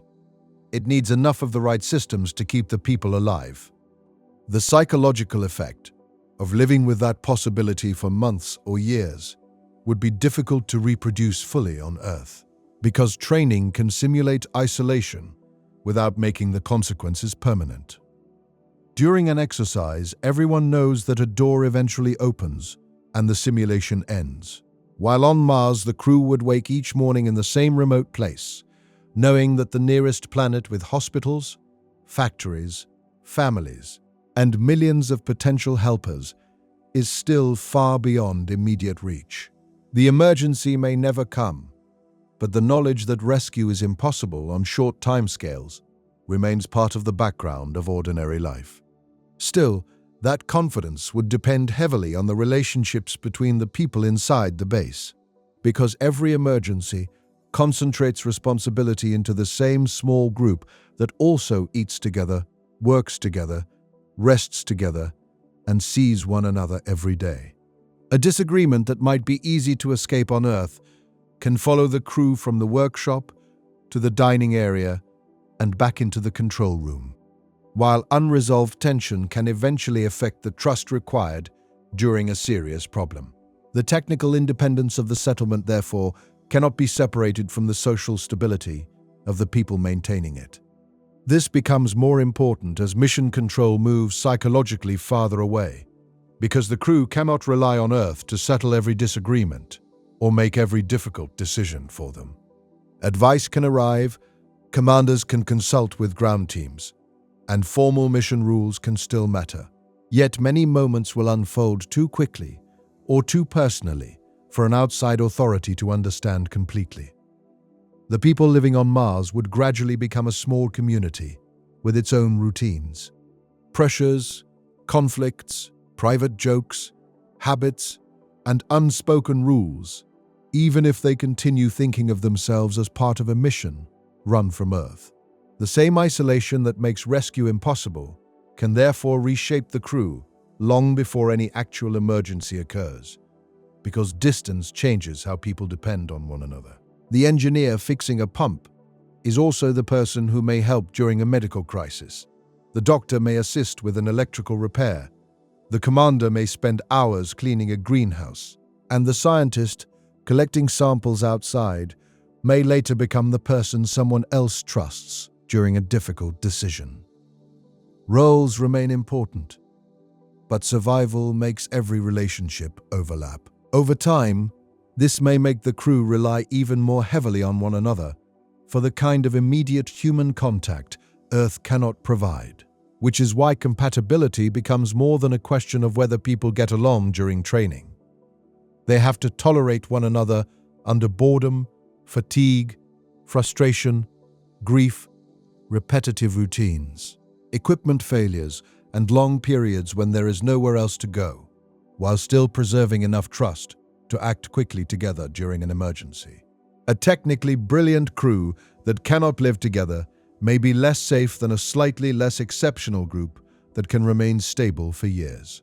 That reality would gradually shift the mission's hardest questions away from machinery alone, because the base may have redundant pumps, spare oxygen, protected shelters, and carefully tested procedures while still depending on something far more difficult to engineer.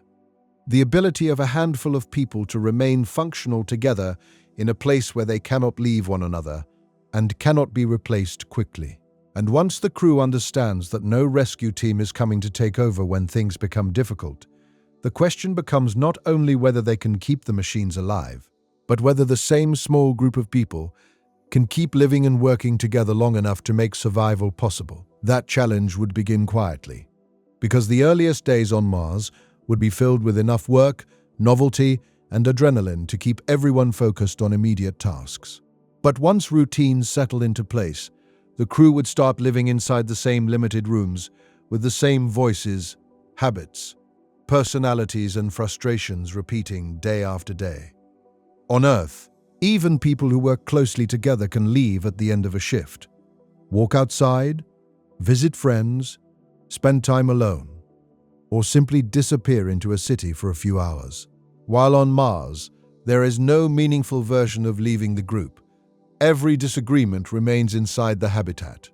Every mood is noticed.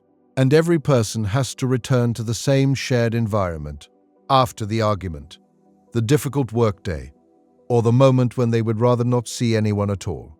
This does not mean the crew would constantly be in conflict, because people chosen for such a mission would be trained extensively, selected for emotional stability, and accustomed to cooperation under pressure. Yet compatibility during training is not the same as compatibility after hundreds of days without a true change of scenery. Small differences in cleanliness, noise, sleep schedules, humor, communication style, or personal habits can become more noticeable when there is no escape from them. And even a minor irritation can grow if the same situation repeats often enough. The settlement would therefore need social discipline in the same way it needs technical discipline. Not because people are expected to become perfect, but because ordinary human friction cannot be allowed to damage the trust required for survival. Privacy would become one of the most valuable resources inside the habitat, even though it cannot be measured in liters or kilograms. Because the ability to close a door and be alone may be essential for people who spend nearly every waking hour within a few meters of one another. Private sleeping spaces, headphones, scheduled quiet periods, and small areas where someone can read, write, exercise, or simply sit without conversation could matter far more than their size suggests. A crew that has no way to withdraw may gradually lose patience, while a crew that can create temporary distance is more likely to return to the group with enough emotional space to cooperate again. The difficulty is that physical space on Mars would be expensive, since every additional room has to be launched, landed, pressurized, heated, powered, shielded, and maintained, which means psychological comfort competes directly with engineering efficiency.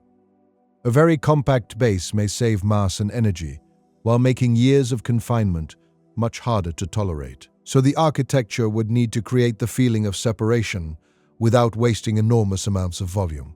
Lighting, acoustic control, storage, flexible furniture, and small private areas could help turn a limited interior into a place that feels less like one continuous room.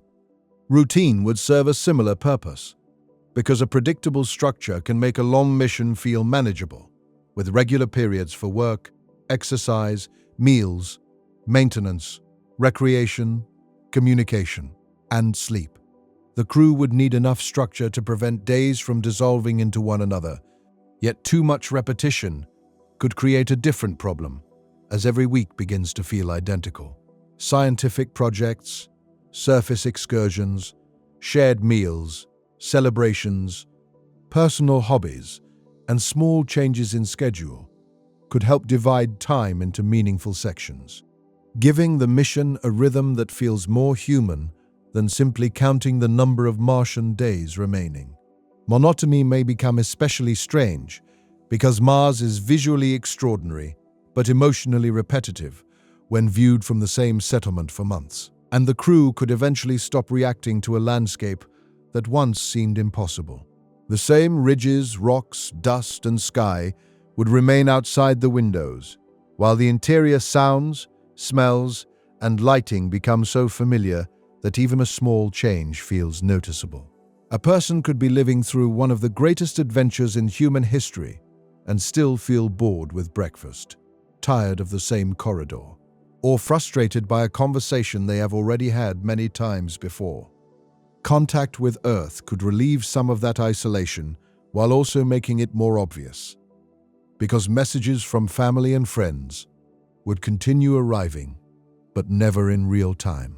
A crew member could send a recording about a difficult day and wait for a reply that comes after the feeling has already changed, while loved ones on Earth may share news that cannot be answered immediately and events that the astronaut cannot influence. The delay would preserve connection while removing spontaneity, and over time that difference could make home feel both emotionally close and physically unreachable. The crew would also watch life on Earth continue without them, including ordinary changes that may be harder to process than dramatic ones, because they reveal how much time is passing. Children grow older, friends change jobs, families move, relationships evolve, and familiar places may look different when new images arrive, while the astronauts remain inside the same settlement, following the same mission.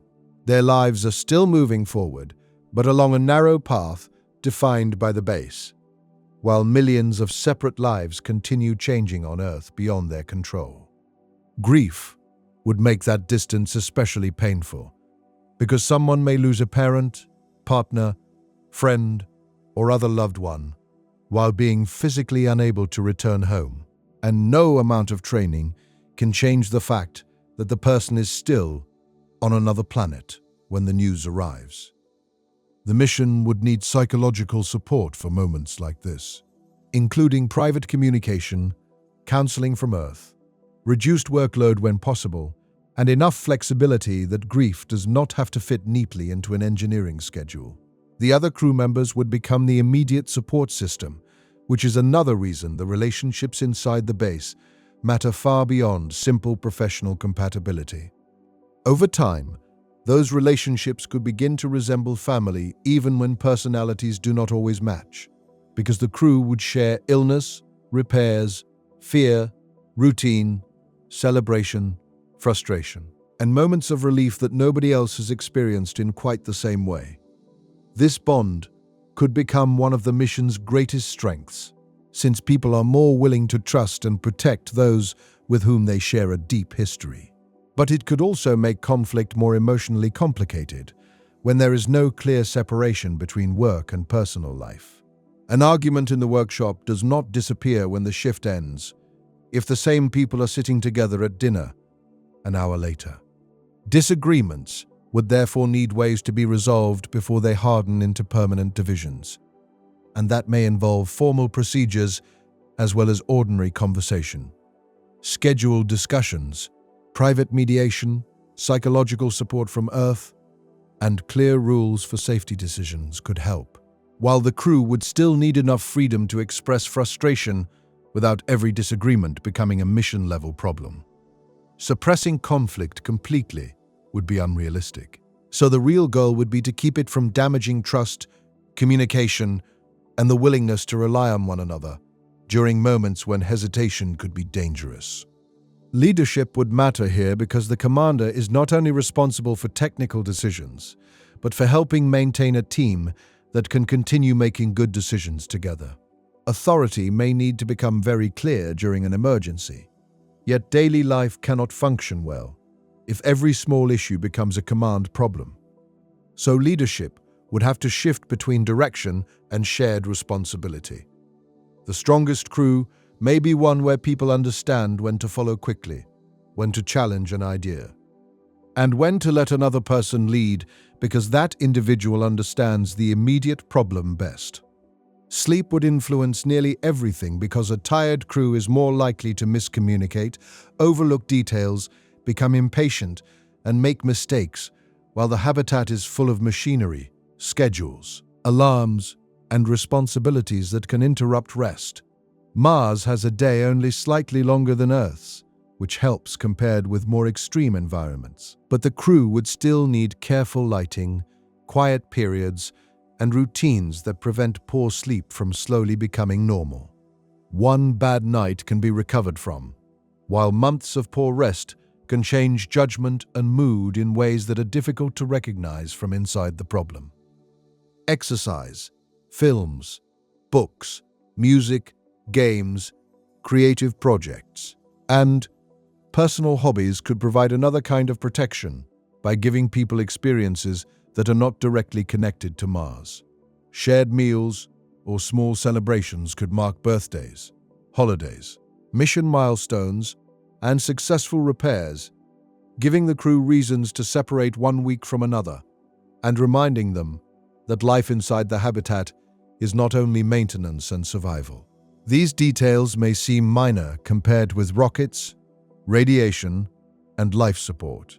Yet a settlement that cannot create ordinary pleasure may become difficult to inhabit no matter how reliable its machinery is. As the mission continues, the settlement would probably develop its own culture through repeated routines, shared language, jokes, nicknames for equipment, preferred ways of solving problems, and stories that only the crew fully understands. None of this would be written into the mission plan. Yet it could become one of the strongest forces holding the group together because it creates a sense that the people on Mars belong to something distinct from the distant organizations managing the mission on Earth. The longer they remain, the more their daily reality is shaped by experiences nobody else has lived through directly. One of the strangest psychological changes may arrive when Mars stops feeling temporary, because the crew has slept there hundreds of times, repaired the same equipment repeatedly, celebrated milestones, argued, recovered, and built routines that belong entirely to the settlement. The base becomes familiar enough that Earth can start feeling like the distant place, even though everyone still knows where home is. Returning would no longer mean simply ending a trip. It would mean leaving the only environment the crew has known for a significant part of its recent life. For the earliest explorers, departure would still be part of the original plan, and knowing that a return date exists could help people tolerate difficult periods, because the mission has a visible endpoint. At the same time, that endpoint would create new pressure as the departure window approaches, because leaving Mars is not a matter of deciding one morning that the crew has had enough and launching that afternoon. The planets continue moving, the return vehicle has to be ready, the crew's health has to be acceptable, fuel and supplies have to be available, and the mission has to depart during a period when the journey back to Earth is actually practical. The final months on the surface could therefore carry an unusual mixture of relief and anxiety, because the people who have spent so long learning how to survive Mars would now have to trust another chain of systems to take them away from it. Equipment that may have remained unused for months suddenly becomes critical. Ascent systems must work after long exposure to the environment.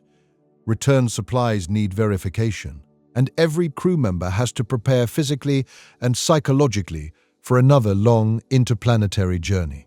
And once the people inside the habitat have learned how to live together long enough for Mars to feel almost familiar, the mission begins moving toward another difficult question. When the window finally opens, are they ready to leave the world they fought so hard to survive?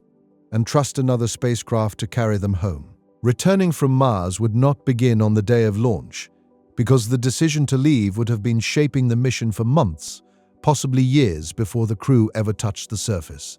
The planets do not wait for human schedules, and the geometry between Earth and Mars changes continuously as both worlds move around the Sun, which means there are periods when the journey home is far more practical than others. A crew could not simply decide that it had completed enough work and depart whenever everyone felt ready, because the safest and most efficient route back depends on where the planets are, how much fuel the vehicle can carry, and whether the spacecraft can reach Earth without demanding more energy than the mission was designed to provide. That timing would make the return date feel strangely fixed and uncertain at the same time, because everyone could know roughly when the departure opportunity is coming, while still wondering whether the machines, supplies, weather, and crew will all be ready when that moment arrives. The habitat might be working well, the science could still be productive, and the people may finally feel confident living on Mars. Yet, orbital mechanics would continue advancing toward a window that cannot simply be postponed forever without changing the entire mission. Leaving too early could sacrifice important work, but missing the planned opportunity could mean remaining on Mars much longer than anyone expected.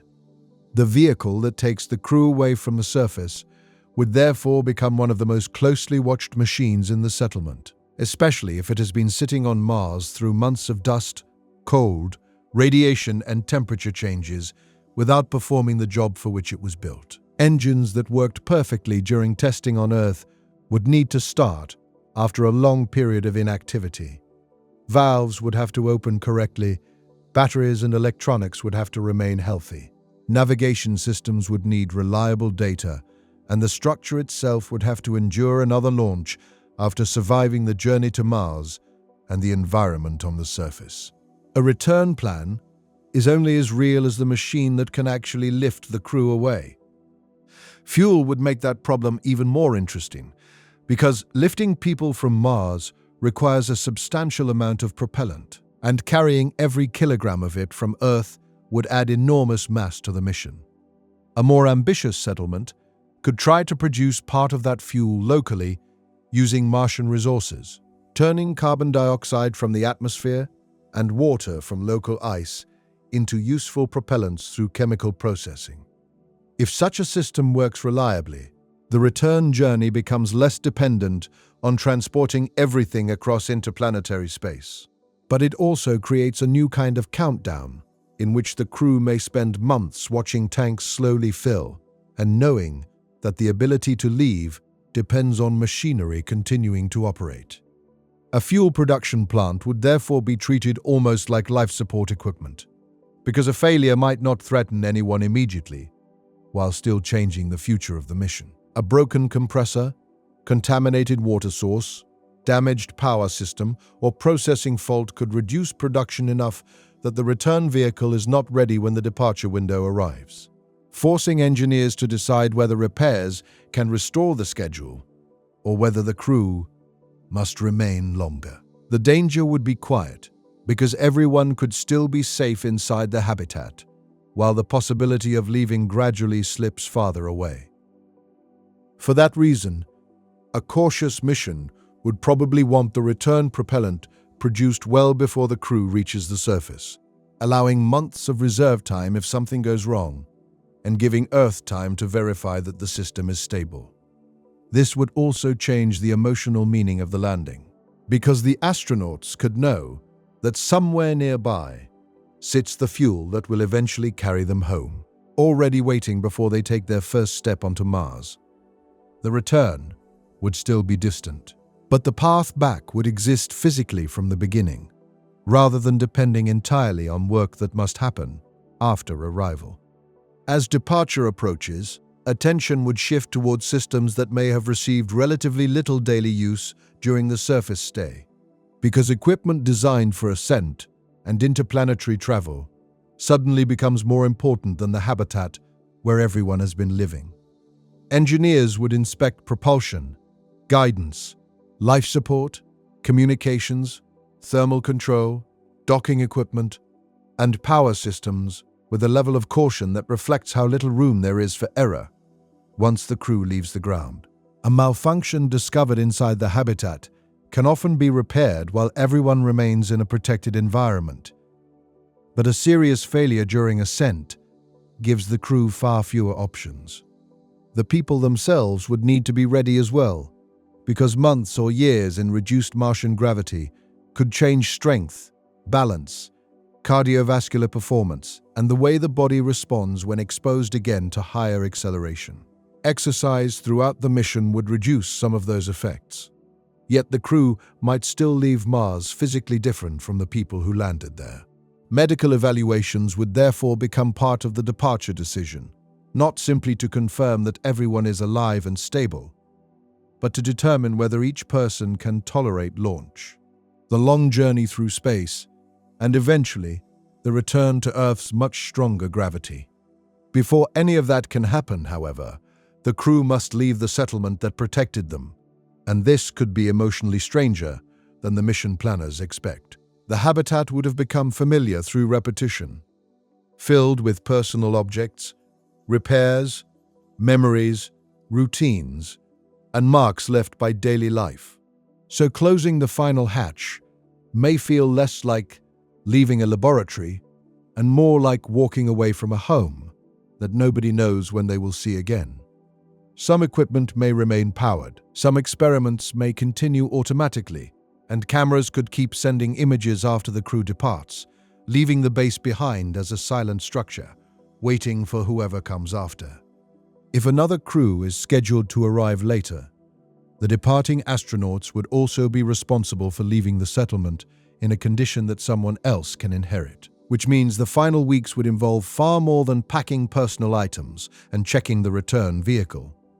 Spare parts would need to be organized, repairs documented, food and water reserves measured, software updated, experiments secured, waste managed, and every unusual behavior of the habitat recorded, so the new crew does not have to rediscover the same problems. The base would begin acquiring continuity beyond the people who built its routines, which is the point where it starts behaving less like one mission and more like a place with a history. The ascent itself would be one of the rare moments when the quiet routine of Mars suddenly becomes intensely dynamic again, because engines that have remained still for months would ignite and lift the crew through the thin atmosphere, leaving the habitat, greenhouse, vehicles, and familiar surface shrinking beneath them.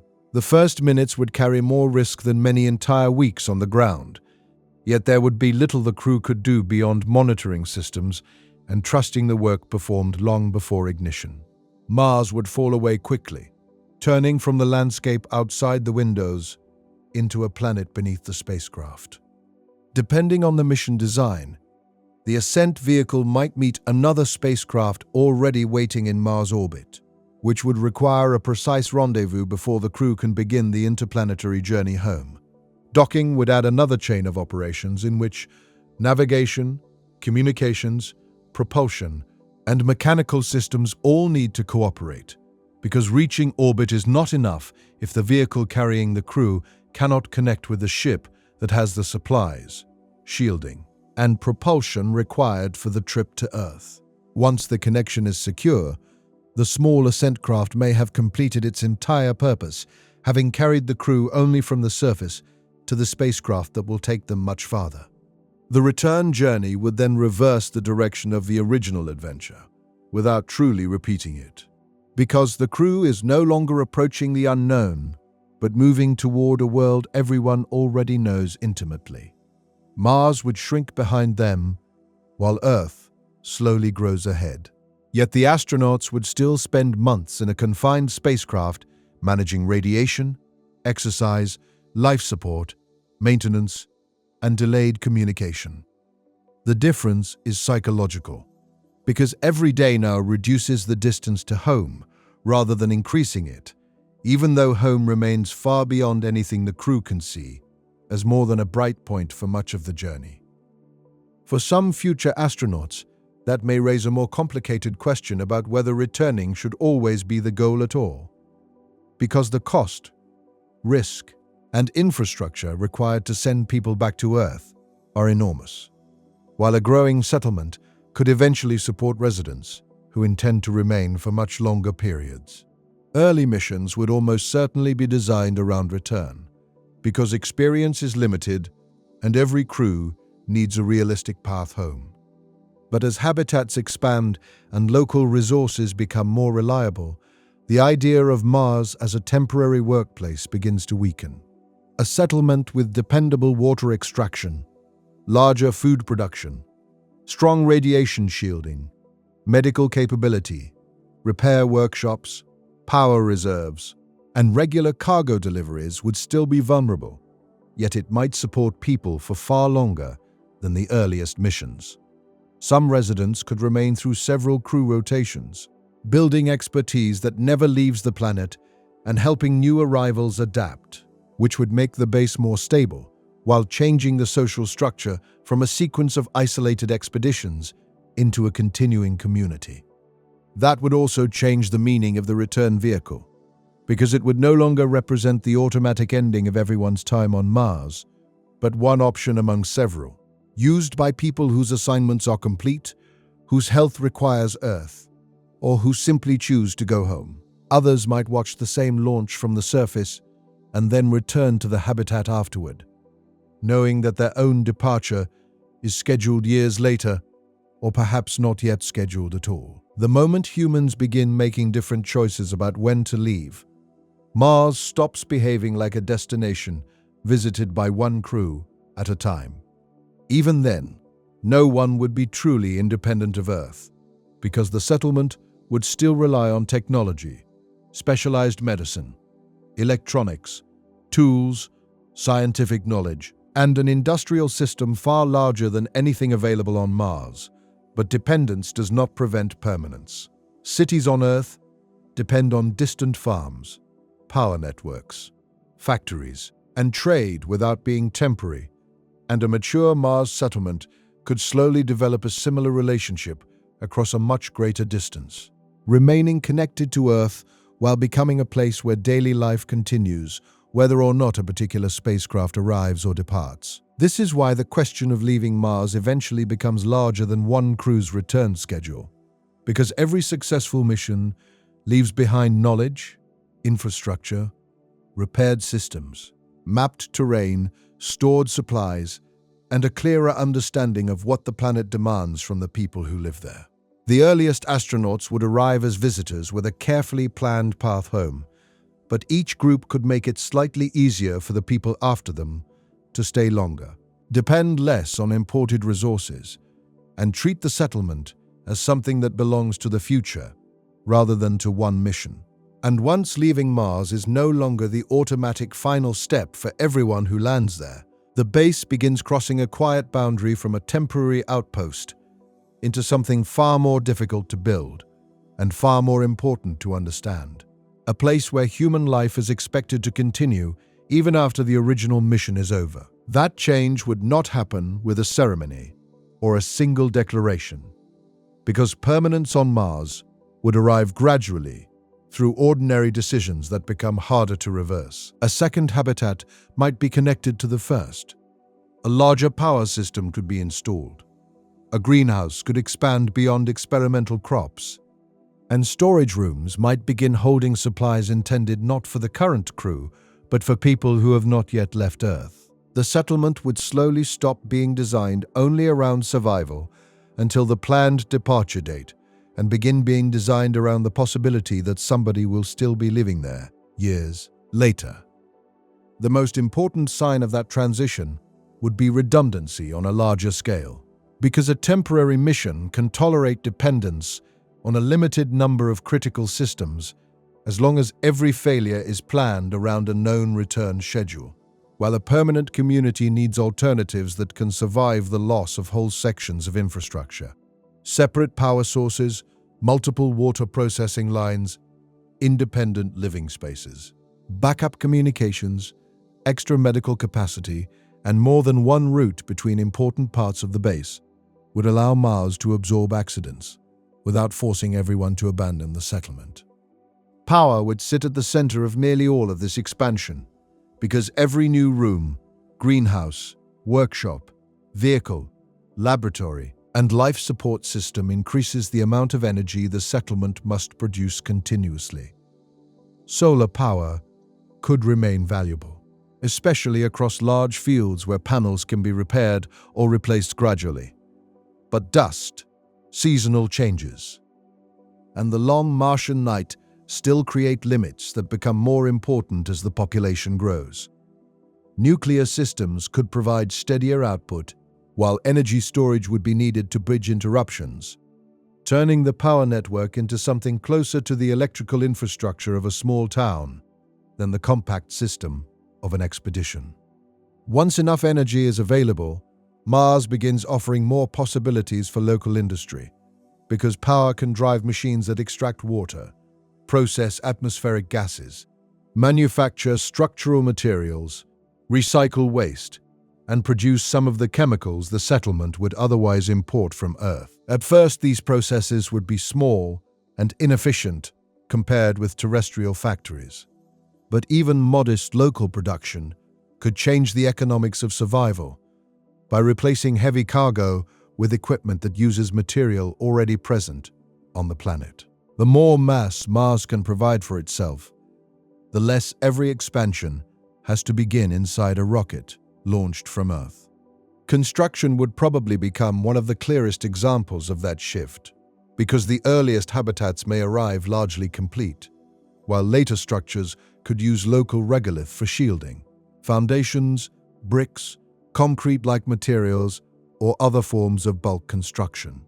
Imported components would still be needed for pressure seals, electronics, life support, windows, and specialized machinery. Yet the enormous mass required for walls and radiation protection could gradually come from the ground surrounding the settlement. A base that once looked like several spacecraft placed beside one another might slowly become a landscape of connected structures shaped partly from Mars itself. Food production would need the same expansion, because a few racks of vegetables can improve diet and morale without supporting a large population, while a permanent settlement has to grow enough calories and nutrients that one delayed cargo mission does not become a crisis. Larger agricultural areas would need stable light, water, nutrients, temperature control, disease management, seed reserves, and enough diversity that one failed crop cannot damage the entire food supply. The growing rooms could eventually become some of the largest protected spaces in the settlement, filled with life that exists only because Mars has been carefully excluded from everything inside them. As those systems become more reliable, the relationship with Earth would begin changing in a subtle way, because cargo would still matter enormously, but would no longer contain every basic necessity required for survival. Early shipments might be dominated by food, water-related equipment, spare life support components, and emergency supplies, while later missions could carry more specialized tools, electronics, scientific instruments, medicine, seeds, and equipment intended to expand local capability. Earth would remain the industrial foundation behind Mars, yet the settlement would increasingly use those deliveries to grow, rather than simply to make it through another season. The arrival of new people would also change the social meaning of the base, because a crew of 6 or 8 can function through carefully planned roles and close personal relationships, while a community of dozens or hundreds begins requiring institutions that no expedition manual can fully provide. Work schedules, resource access, private space, medical priorities, disputes, leadership, education, and long-term planning would need rules that feel legitimate to the people who actually live there, especially once some residents have spent much more time on Mars than the officials making decisions from Earth. That question becomes even deeper if people eventually consider raising children on Mars, because human development in reduced gravity, elevated radiation, and a highly controlled environment remains one of the largest unknowns surrounding permanent settlement. A child would not be an astronaut temporarily accepting unusual conditions for a mission. Mars would be the only world that child had ever known, which raises medical, ethical, and social questions far beyond the problem of keeping an adult crew alive for a few years. Long before such a step is taken, the settlement would need a level of safety, medical knowledge, stability, and confidence that the earliest crews could not possibly possess.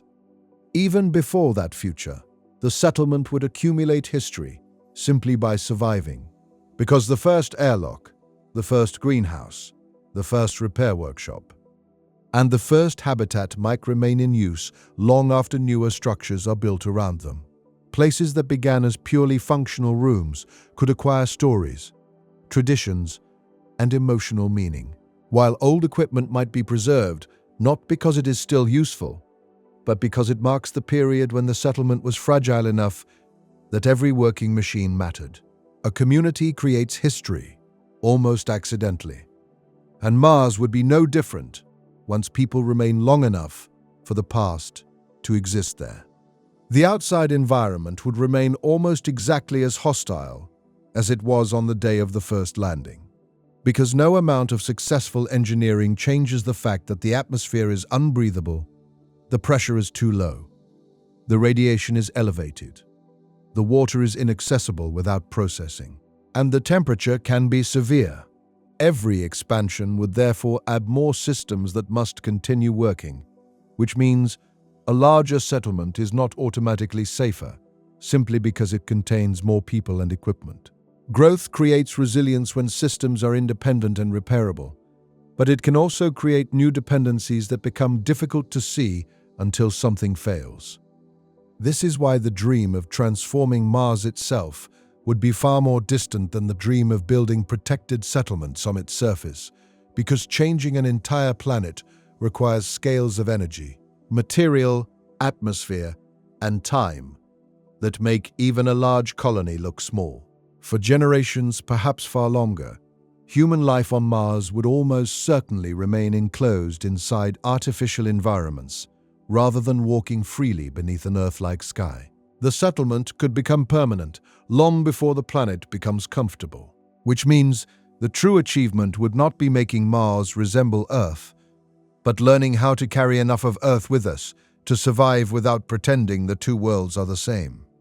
That may be the most important difference between the fantasy of colonizing Mars and the reality of living there, because the reality is built from maintenance schedules, water tanks, food reserves, radiation shielding, spare parts, medical decisions, psychological care, power budgets, and thousands of quiet systems that rarely appear in the famous images. The first footprint would be historic, but the 10th year of reliable operation would represent something more difficult, because it would mean that humans had learned not merely how to arrive, but how to remain. And remaining would change the purpose of every mission that follows, because later crews would no longer be landing on a completely empty world with only the equipment they carried behind them. They would arrive at a place built by other people, enter rooms that already have routines and history, use machines repaired by earlier crews, and inherit both the strengths and the mistakes of the settlement that existed before them. Mars would begin developing continuity, which may be the clearest sign that a human presence has become more than exploration. Eventually, the most important arrival may no longer be the first one, but the moment when a new crew lands and nobody treats it as the beginning of a new mission, because life inside the settlement simply continues while some people arrive and others leave. Meals still need to be prepared, pumps still need inspection, crops still grow, repairs still wait. And another Martian morning still begins regardless of which spacecraft is sitting on the landing pad. At that point, Mars has not become easy, but it has become lived in. The original question then changes in a way that would have been difficult to imagine during the first descent toward the surface. Because asking what happens after we land is really asking how many layers of ordinary life must be rebuilt before landing stops being the most important event. The answer is not one dramatic invention or one perfect habitat, but a gradual accumulation of systems, knowledge, trust, routines, repairs, resources, and people, until the settlement can survive not just a planned mission, but the unexpected years that follow it. Mars would still demand attention every day, and even a mature community would know that the world outside its walls can kill an unprotected person within minutes. Yet the danger would no longer define every thought in the same way it did for the earliest crew. People would wake, work, argue, celebrate, repair machines, grow food, study the planet, speak with Earth, and plan for years ahead while the red landscape remains beyond the pressure doors, turning survival from a temporary emergency into the background condition of an entire society. That is when the phrase, "we landed on Mars," would finally stop describing the achievement that matters most. Because the landing itself lasts only minutes, while everything after it could last for generations. The real challenge is building a place where human life can continue on a planet that provides almost none of the conditions our bodies expect, and where every piece of normality has to be created deliberately, protected carefully, and repaired whenever Mars begins wearing it away. If humanity ever reaches that point, the first landing will still be remembered, but it may be remembered in the same way we remember the first ships that reached distant shores, not as the end of the journey, but as the moment after which the difficult part began. The deeper achievement would be the years when nothing spectacular happened, when habitats stayed pressurized, water kept circulating, crops kept growing, people kept solving problems, and another generation of residents could look outside at Mars without thinking of themselves as visitors.